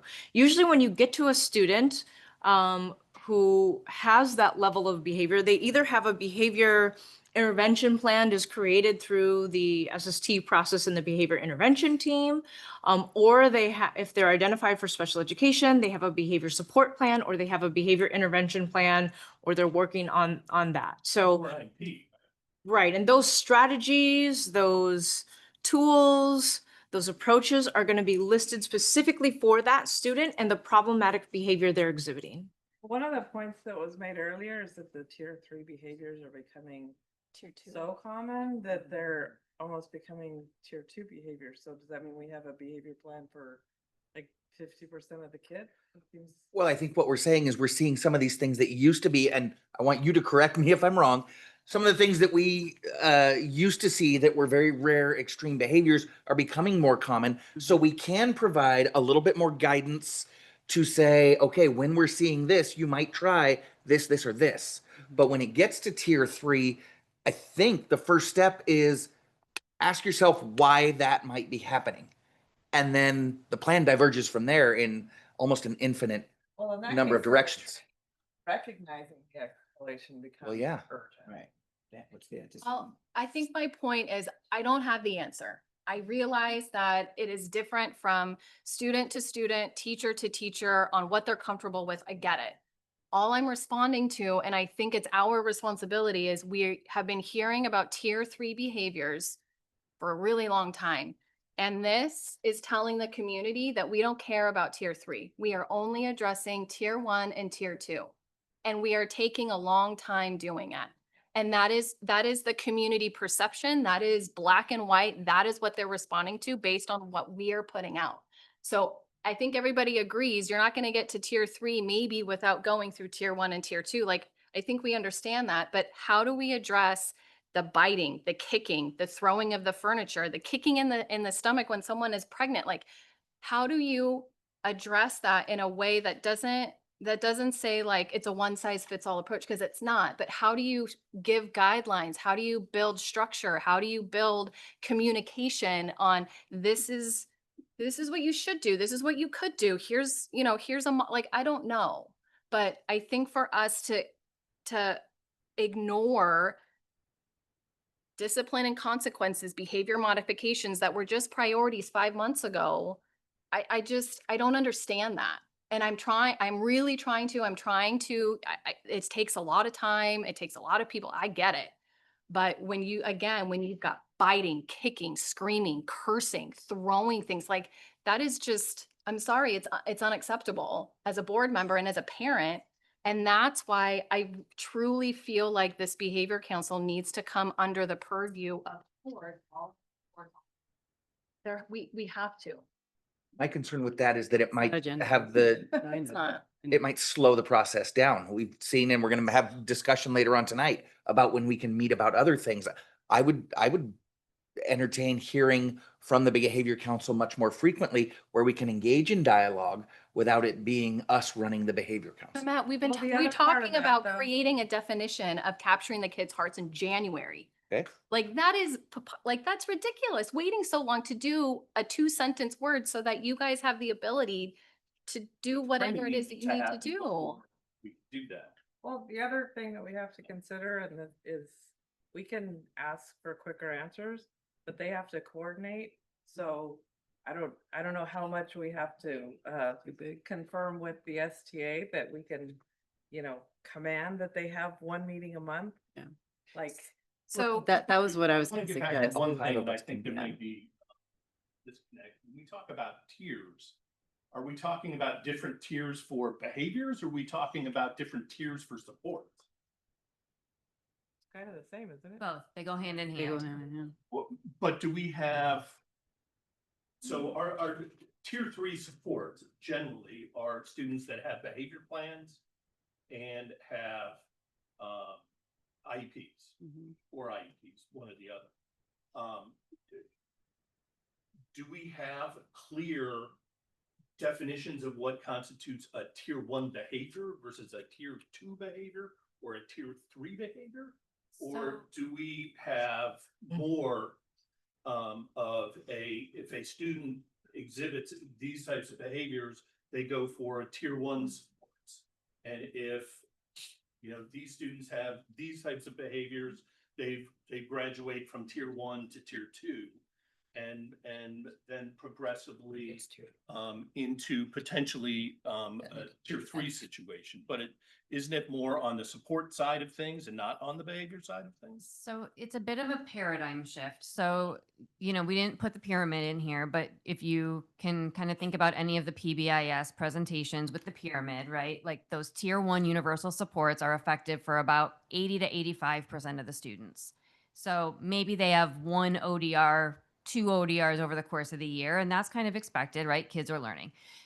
Tier 2 behaviors are not necessarily the definition of the behavior. We have majors and we have minors. And again, this is coming from the PBIS frame. So we have majors, which are administratively handled.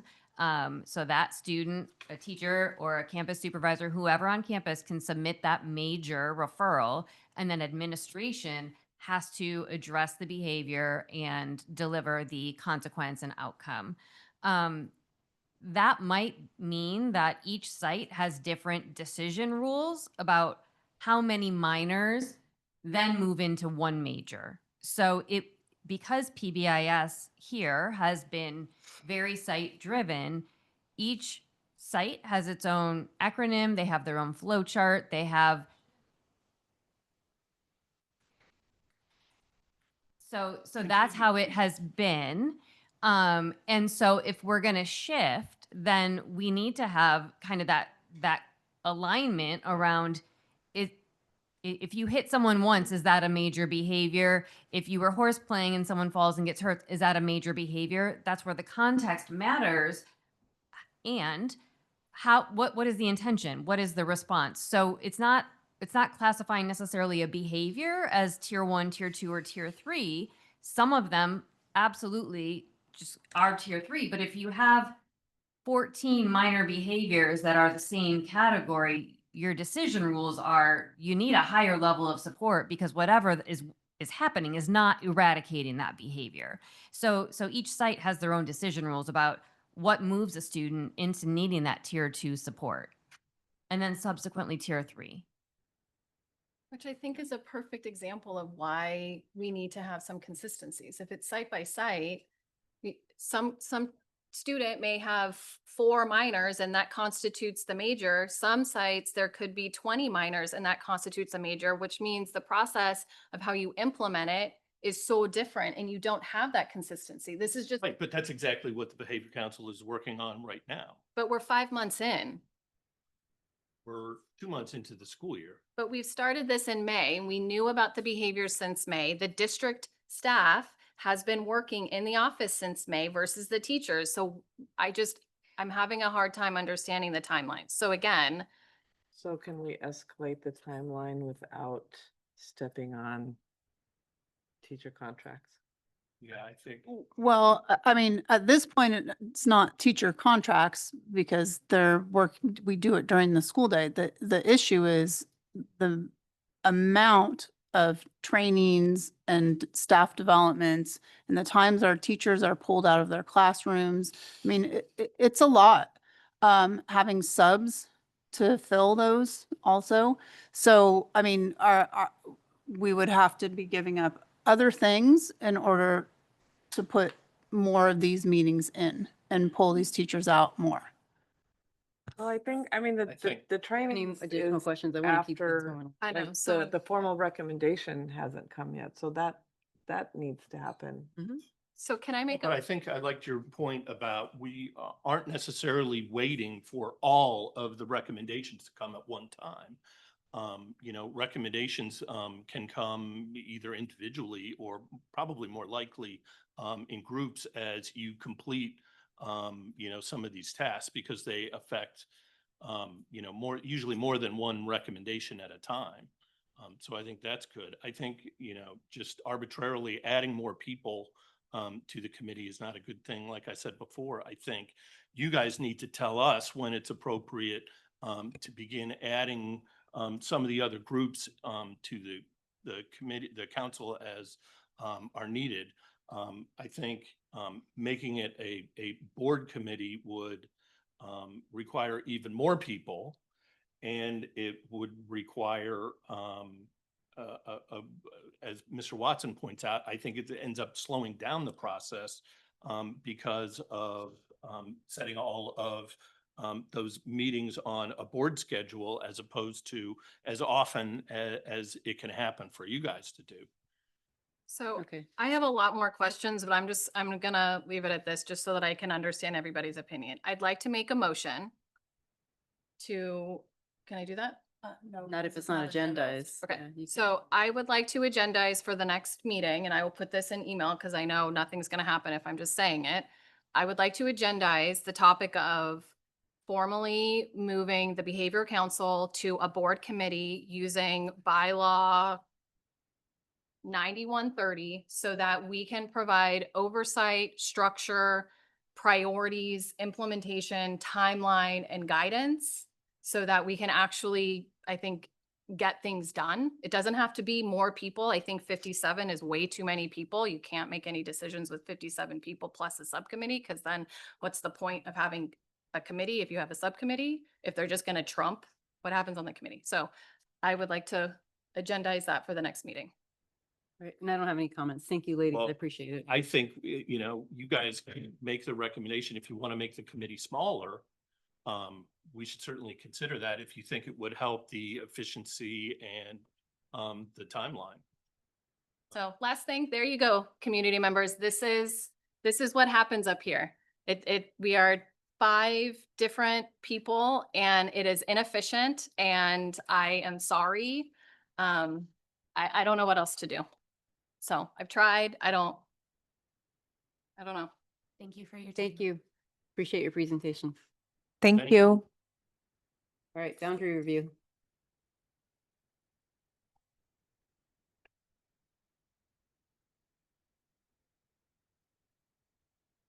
Well, there's nothing quite like a behavior committee discussion to make the segue to school boundaries quite easy, right? So tonight, I'm going to go over a proposed flow and process to review our school boundaries. And if you aren't familiar with them, here's a current snapshot of our school boundaries. And there's a lot of potential here for boundary movement based on potential new developments. There's also potential to fix school sites with non-contiguous areas. That probably made a lot of sense many years ago when the boundaries were last reviewed. But our process is really going to consist of first establishing why we need to adjust the boundaries. For us, what brought this discussion topic up now is the need to fix Santa Clarita Elementary to fix that boundary. But again, we do need to adjust boundaries based on our school capacities and our projected future enrollment, and also adjust the boundaries based on those future developments that are always changing. The next step is going to be to gather and analyze data. We want to make sure that we ensure that our data is as current as possible and that it's from our demographer. We also need to update our school site capacities to reflect our current needs. And what I mean by that is TK class sizes change our capacities or how many TK classes are at the school site. Also the size and if the campus hosts an SDC program. We also have some school sites that have extra space for service providers and some that do not, and that necessitates the need to use classrooms for those service providers.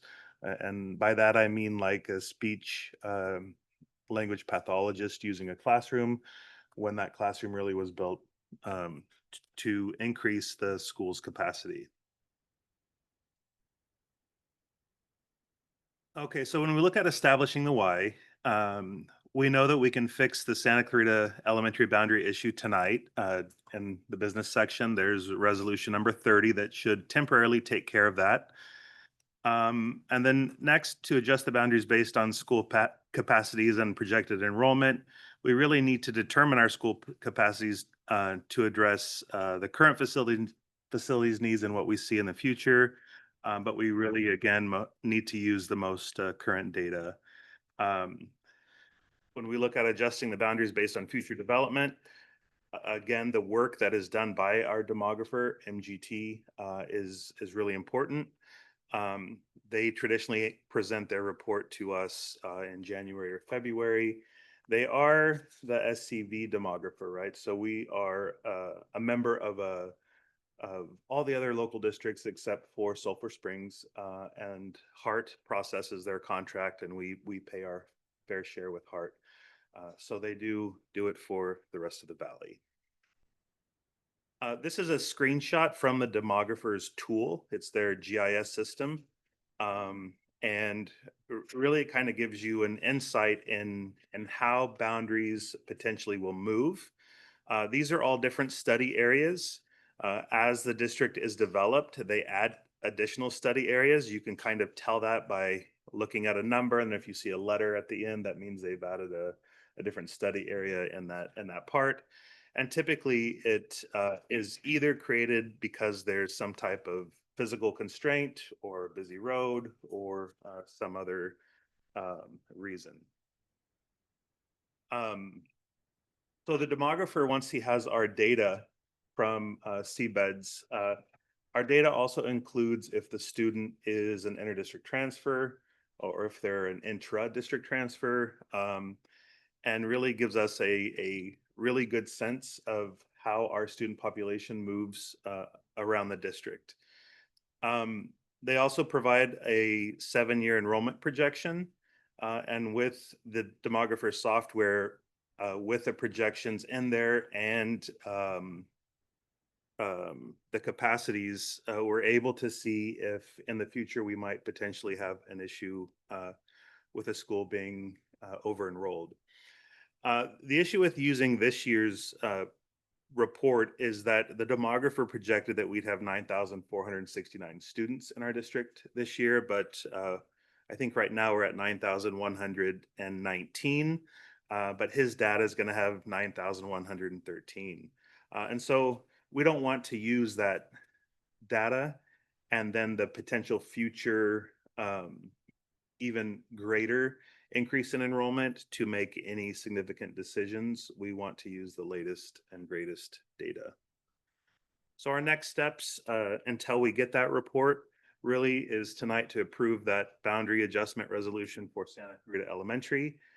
In November, we need to have the discussion about school site capacity and have some more discussion about shared space, and when we do need to devote a classroom to a classroom, we need to just make sure we have the appropriate space for the service providers. And then again, await for the demographer's report in January or February. Any questions?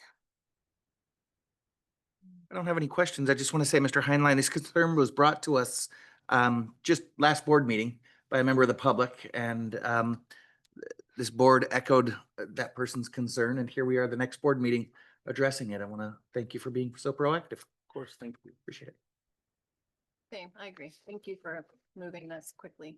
Appreciate it. Just as well, you also on the consent calendar approved the additional contract for the demographer to then be part of really having an in-focus look when we get to that. Yep. Okay. So my questions, first off, I think the comments that we heard had to do with the area for Santa Clarita, and we're obviously solving that particular problem with a resolution this evening. Have you identified any other potential issues that would require us or need us to do the full sort of attendance area review district-wide, or are there other isolated things like the Santa Clarita issue that we could address independently of the larger process? I think, you know, when you just look at our boundaries, there's some obvious things that you really wonder about, right? Like why is that new development by Bouquet? Why is that in Highlands area when there's other school sites that are closer?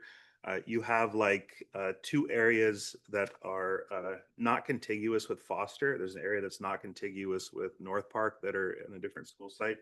You have portions of the community that are much closer to West Creek, but those people are supposed to be in Bridgeport. So just looking at that, I would say we'd want to, potentially change those, but I don't have the current data, because if we have on the map and we show that, yes, in that area that makes sense to us, that maybe should be West Creek, if there's a lot of students with intra-district transfers already that are going to West Creek, then that process of changing the boundary is not going to be a hotly contested issue, right? Because it just makes the most sense to do that. But until we have that data and can really analyze it, I don't know if we can determine what the process to make that fix looks like. And I think it's fair to say also you end up having the spillover problem, right?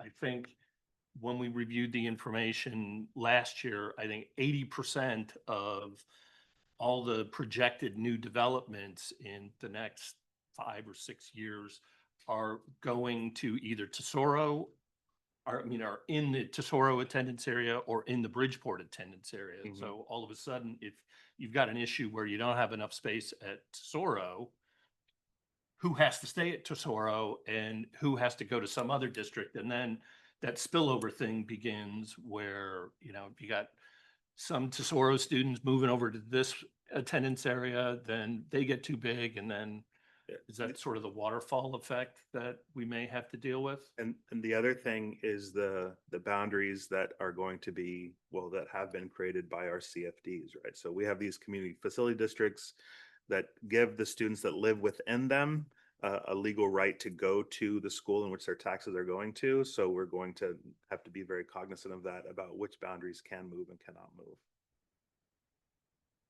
So then, obviously, if we're looking at that, then we're talking about the full process where we establish the committee, we get all of the collaborative pieces in place with the community and with other educational partners that we have to be a part of that process. And we're talking about multiple meetings over a 6-month period, an 8-month period. What do you think? If it needs to be that, right? If it needs to be that, I think that only maybe needs to come into question, right? Because when we talk about boundaries, I will always have the assumption that families will be grandfathered into the school that they're attending, not just the student, but the family, right? But that creates a whole nother layer. It does, but it also means there's no immediate moves of students from one school to another just so that we can have these perfect numbers, right? So I think when that also is in play, it's going to be a difficult analysis, but I think we always have to make sure that as many people as possible that are our current families are not going to be displaced. And then if that is the case, then I don't know how public the process needs to be. And by saying that, I mean, does there really need to be a committee with multiple meetings? Or does it just need to be a couple maps that are put in the paper that we tell everybody about, because it makes logical sense on why the boundary is moving? Right. So, yeah.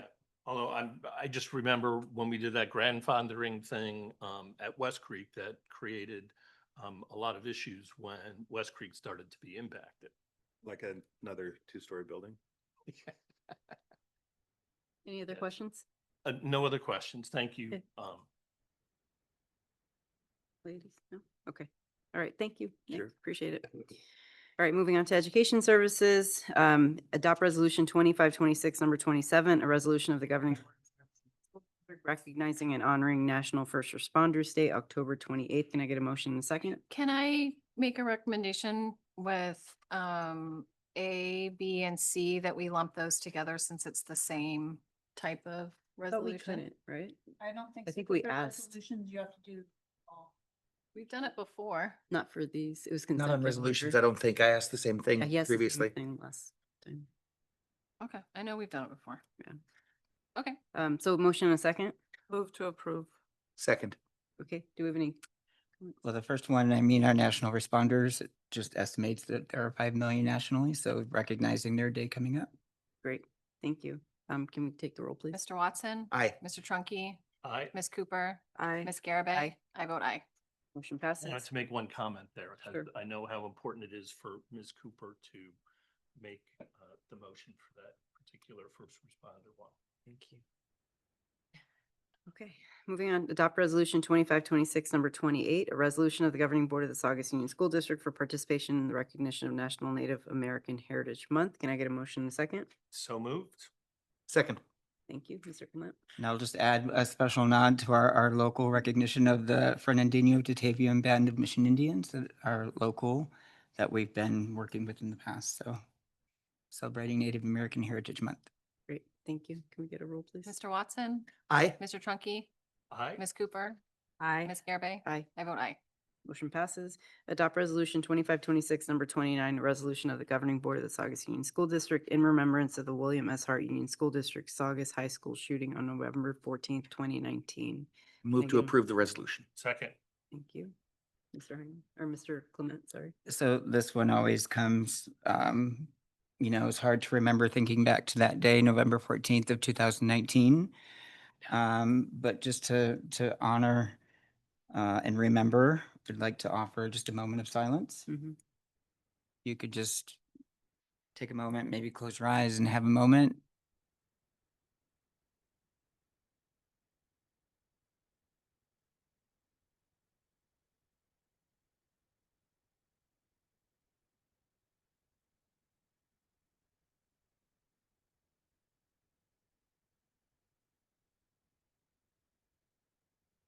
Thank you.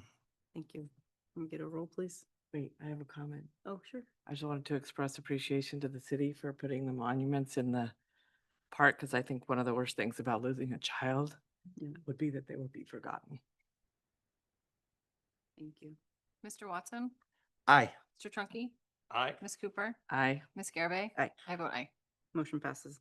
Approve resolution 2526, number 31, a resolution of the governing board of the Saugus Union School District for the continued funding application. So this Motion is and a just second. our, Sorry, can I get a Sorry. motion in a second? Thank you. Second. Thank you. sorry, I Mr. saw the Clement. look. That's okay, I know. Just our application for continued funding for our state preschool programs, our intent to continue the program. Great, thank you. Can we get a Mr. Watson? Aye. Mr. Trunky? Aye. Ms. Cooper? Aye. Ms. Garabay? Aye. I vote aye. motion passes? Okay, moving on to student support services, conduct first reading of board policies, BP and administrative regulations, 5,000 students. Mrs. Berries? Thank you. The first set of policies and ARs, they come kind of in a package. The first few have to do with attendance in terms of absences and excuses, sort of changing that when they want to spend time with somebody in the military, that doesn't necessarily have to be that the person is in a combat zone. Attendance supervision added the attendance recovery component of that. New law, the school attendance review board. One of the things that they can do, and we belong to a collaborative for our SARB, that we can interview students when we're talking about recommended strategies to make sure that they're appropriate to students with diverse backgrounds. Work permits, signing them, making sure the bless you, the students applying for them are aware of the labor laws. And then the next set of changes have to do sort of with health and safety. The first one is healthcare and emergencies and understanding defibrillators, which I will say Nick Capelli and our district nurses have been instrumental in making sure we have those and people are trained and they're accessible. The next one is about child abuse prevention and reporting. And we went to a training last year where there's a lot of reports about neglect, and just because a family comes from a lower socioeconomic status and may not be able to provide the same, that it's not considered neglect for that particular student. And then the last one in that series, this health and safety series, was about safety for students. And so I think it was old language about a card, but referring to the student information system, that anybody listed in that system. So it was just some wording change. They could be released to in that. And then the extreme heat law that passed, adding that to that. So that's what you see in the first series of the 5,000s. Okay, thank you. And that'll come back for second reading. Conduct first reading of Board Policy BP Administrative Regulation AR 6000 instruction. Ms. Berry? Yeah. So the second one, independent study, it hasn't changed. I think it was changing like every 6 months in the beginning post-COVID, but we no longer have the long-term independent study. Long-term independent study is 16 days or longer. And that was our Saugus Digital Learning Academy that was housed out of Highlands. And so references to the long-term independent study have been removed in our board policy. We currently offer short-term independent study, which is up to 15 days. Great, thank you. Can I ask a question?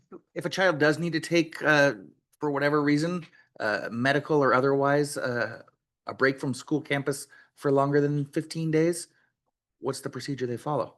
You love my answer. It depends. All right.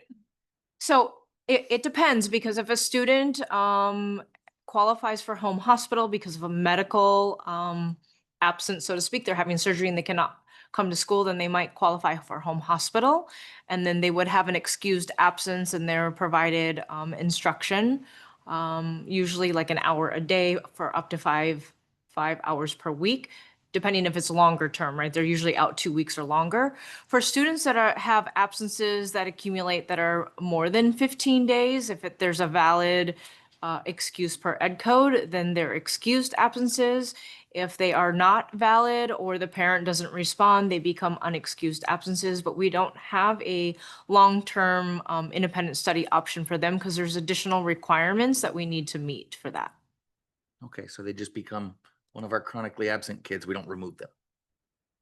Potentially, depending on the situation. Depends. Right? Okay, Yeah. great. The Thank home you. hospital counts as present, right? So if they're Yeah, getting those no, services. that I understand. But if it's like an absence, whether it's excused or unexcused, then we would meet with them and figure out why they have those.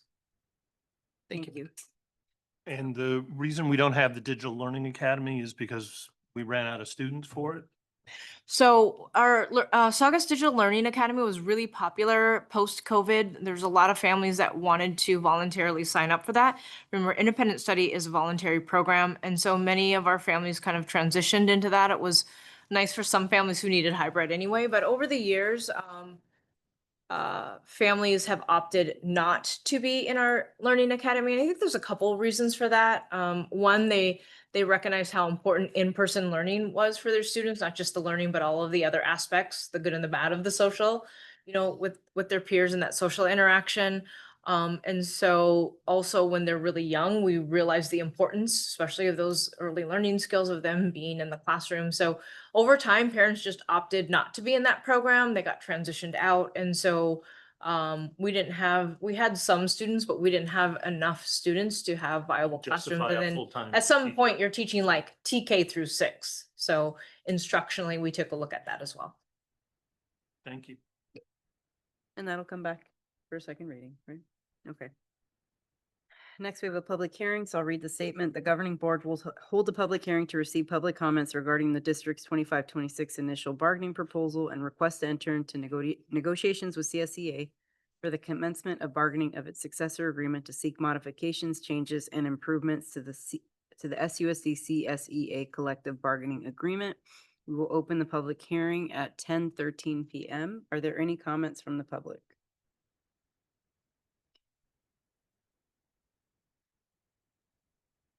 It's just open the public hearing. Yeah, no, it's No, it's only for B. okay. Any additional questions? Seeing none, we will close the public hearing at 10:13. Next up, approve the 25-26 initial bargaining proposal from Saugus Union School District to the California School Employees Association, chapter number 112. Can I get a motion and a second? So moved. Second. Thank you. This is just our initial proposal to CSEA. And once this is approved, then we can commence with negotiations for the year. Great.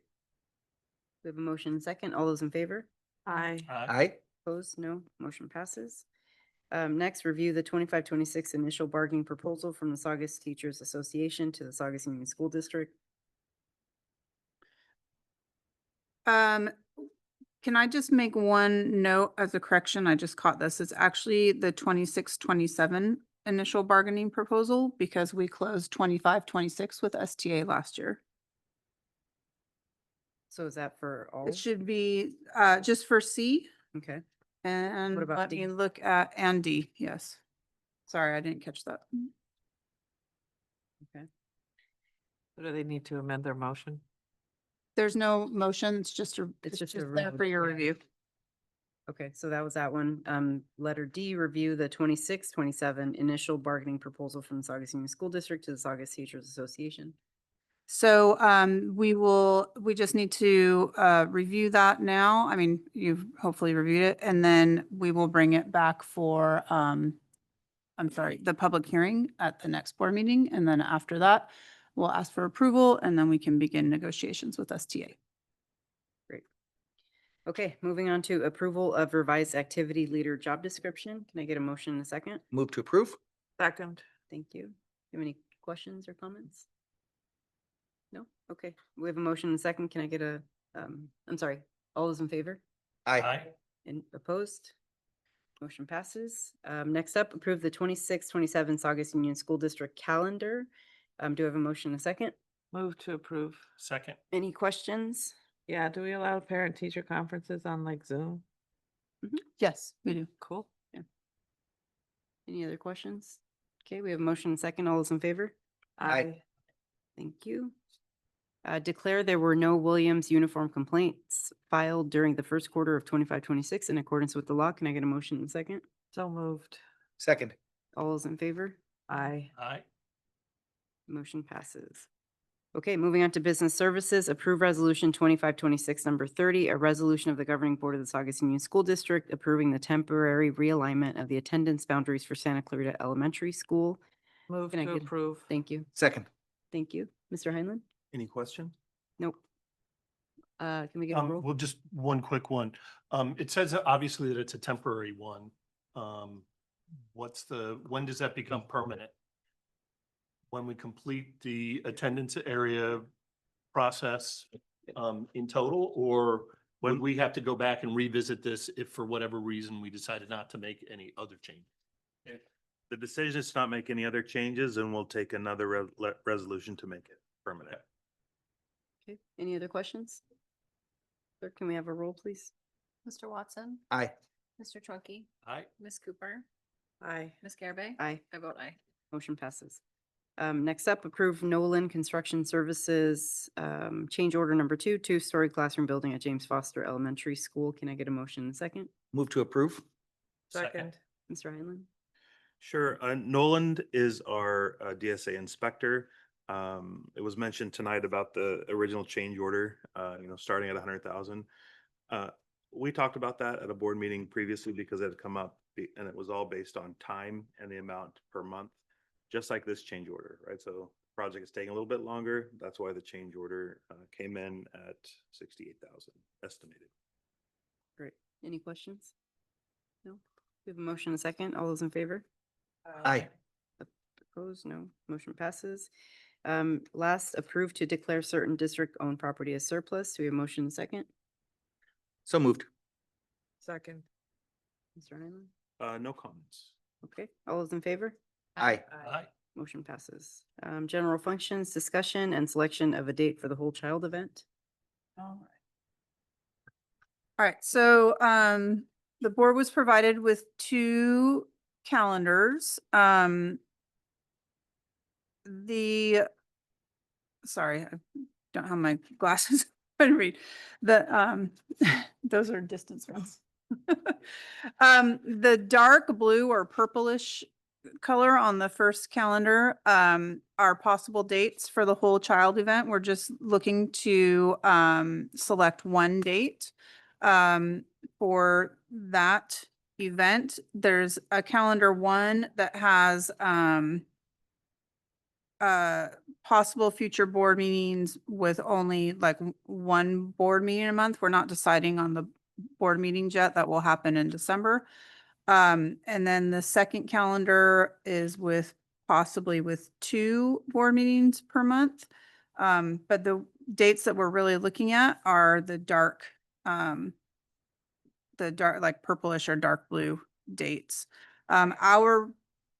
The first calendar or the It, second? I think it's about the It's same. the same. Yeah, it's a dark Yeah. blue. We are looking for, we're recommending, doing the whole child, meeting at one of these dates in January. Because that will give us time to communicate with community stakeholders and parents, and also all the people at the different school sites that we want to be a part of that discussion. So that's, our recommendation is to do one of those days in January. Does anybody have a preference? Is January 14th available? I can't, I'm away that week. Okay, so 14th, 15th is out. So 21st? That's fine with me. 21st? So the 21st would be immediately following a board meeting, the day after? Hmm. Good with me, as early as possible. You got November and December open.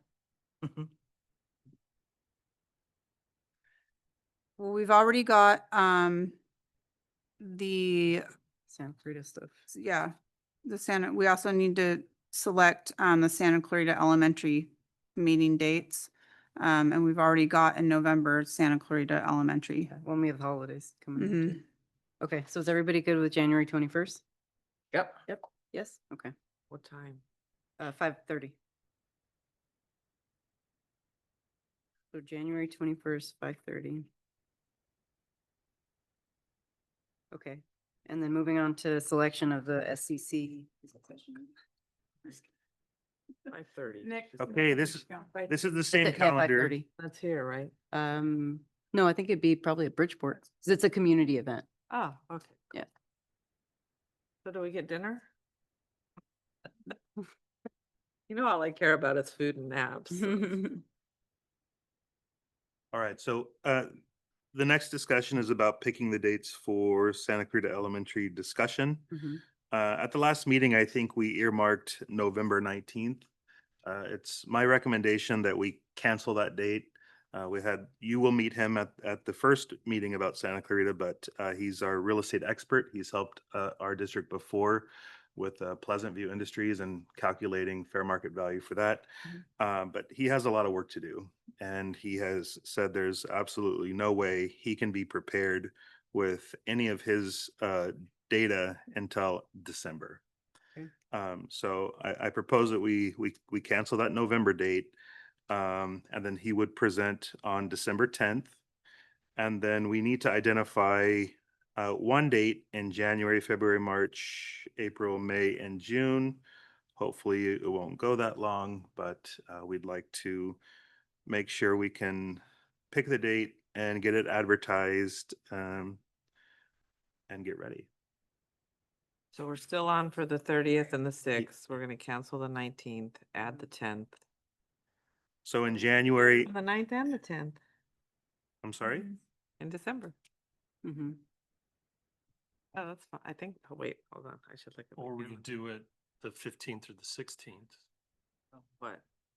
December? September, instead of, I mean, Pretty I'm close- okay with that's doubling. kinda up close to the meetings, highways, or The 9th holidays. and the 10th, but we may want to put a little bit of space in there. I think the recommended dates are the ones that are gray. I'm okay with the 10th. I'm fine with the 10th. So we're moving November 19th to December 10th. Yes. Yep. Okey doke. And you said you wanted a date for January, February, Yeah, March. so in January, the 7th is gray and the 28th is gray. So those are our two options. If we can figure out which one is best out of the 7th or the 28th, that would be fantastic. 28th. I'm good for 28th? the 7th. Doing December the 10th. Right, got that. And Now we're done, January Jeff. the 28th, the ones in gray. 28th. January the 7th. Oh, Anna's not here. Never mind. Is school back in session? No, Not the Not, 7th. not the 7th, it's not. You guys have to work that week anyways? Yes. Okay, fine I- with me. Well, that depends. Yeah. I would recommend the 20th because it is a community meeting. I don't know if there's people that would, Oh, yeah, a lot of Oh, people are that's gonna be on the traveling. The 28th. the 28th, I'm Yeah. sorry. Yeah. Yes. Yeah. Does that work for everybody? Yeah. Yes. That way we're not doing it when Those people Everybody's may out of be on town. Vacation. So then the recommendation would probably be the last. Yes. So when we look at February, because based on what might come up on January's meeting would not give us enough time to then have another meeting on the 4th. Yeah. So then I would recommend the 25th of February, the 25th of March, the 22nd of April, the 27th of May, and the 24th of June. All of those dates. What was the At this point, January date? yes, I think we need to. 28. I think we can go ahead and reserve all of those dates. If we're doing the 25th of February, can we do it a little bit later? I have a conference that I'm returning from that afternoon. So maybe 6:30? I'm fine with that. Is everyone else fine with that? I hate night meetings. Can we do 6:30 to be safe? I know it takes people a little bit later and it's because of my personal schedule. but I would 25th. appreciate it. Which was the date in? February 25th? That's fine with me.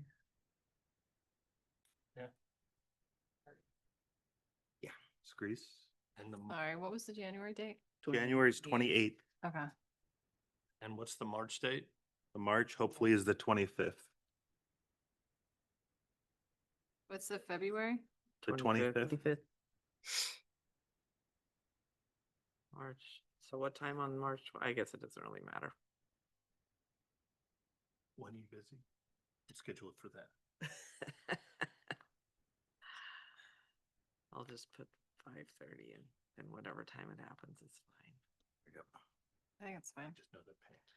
So it's, yeah. All right, so I'm caught up to March 25th. What was after that? Is everyone okay with February 25th? Yeah. Okay. So now March 25th? Yeah. Yes? Yes. Okay. April 22nd? Sure. Yeah. Okay. Is that okay, Pam? Because that's Administrative Professionals Day. I'm busy. Yes, that is the correct answer. It's also Earth Day. It is? Yeah. May 27th? Does that work? May We really- 27th. Wait. I hold on. don't. Timeout. We stop there before I spaz. You want to stop there? I think that's plenty. May 27th? In May to do this? I think that's what I'm saying. 1, 2, that's 1, 2. Remember, it's 3, 4, $14,000 a month that you're spending. 5. Well, I want to be very clear about Plus. 14,000. Part of that 14,000 is over $8,000 in staff salaries. So in order to eliminate that, you're going to have to lay off those positions. I know, we had this discussion. I'm just saying, it's couldn't do that. $14,000. Until March of next year anyway, right? Yeah. We don't need the grass cut every single week. Tell the neighbors that. I'm just saying, you don't need the grass cut on a facility that's Call not code being enforcement. used. Okay, so we got a December, January, February, March, April date. We're good? For now?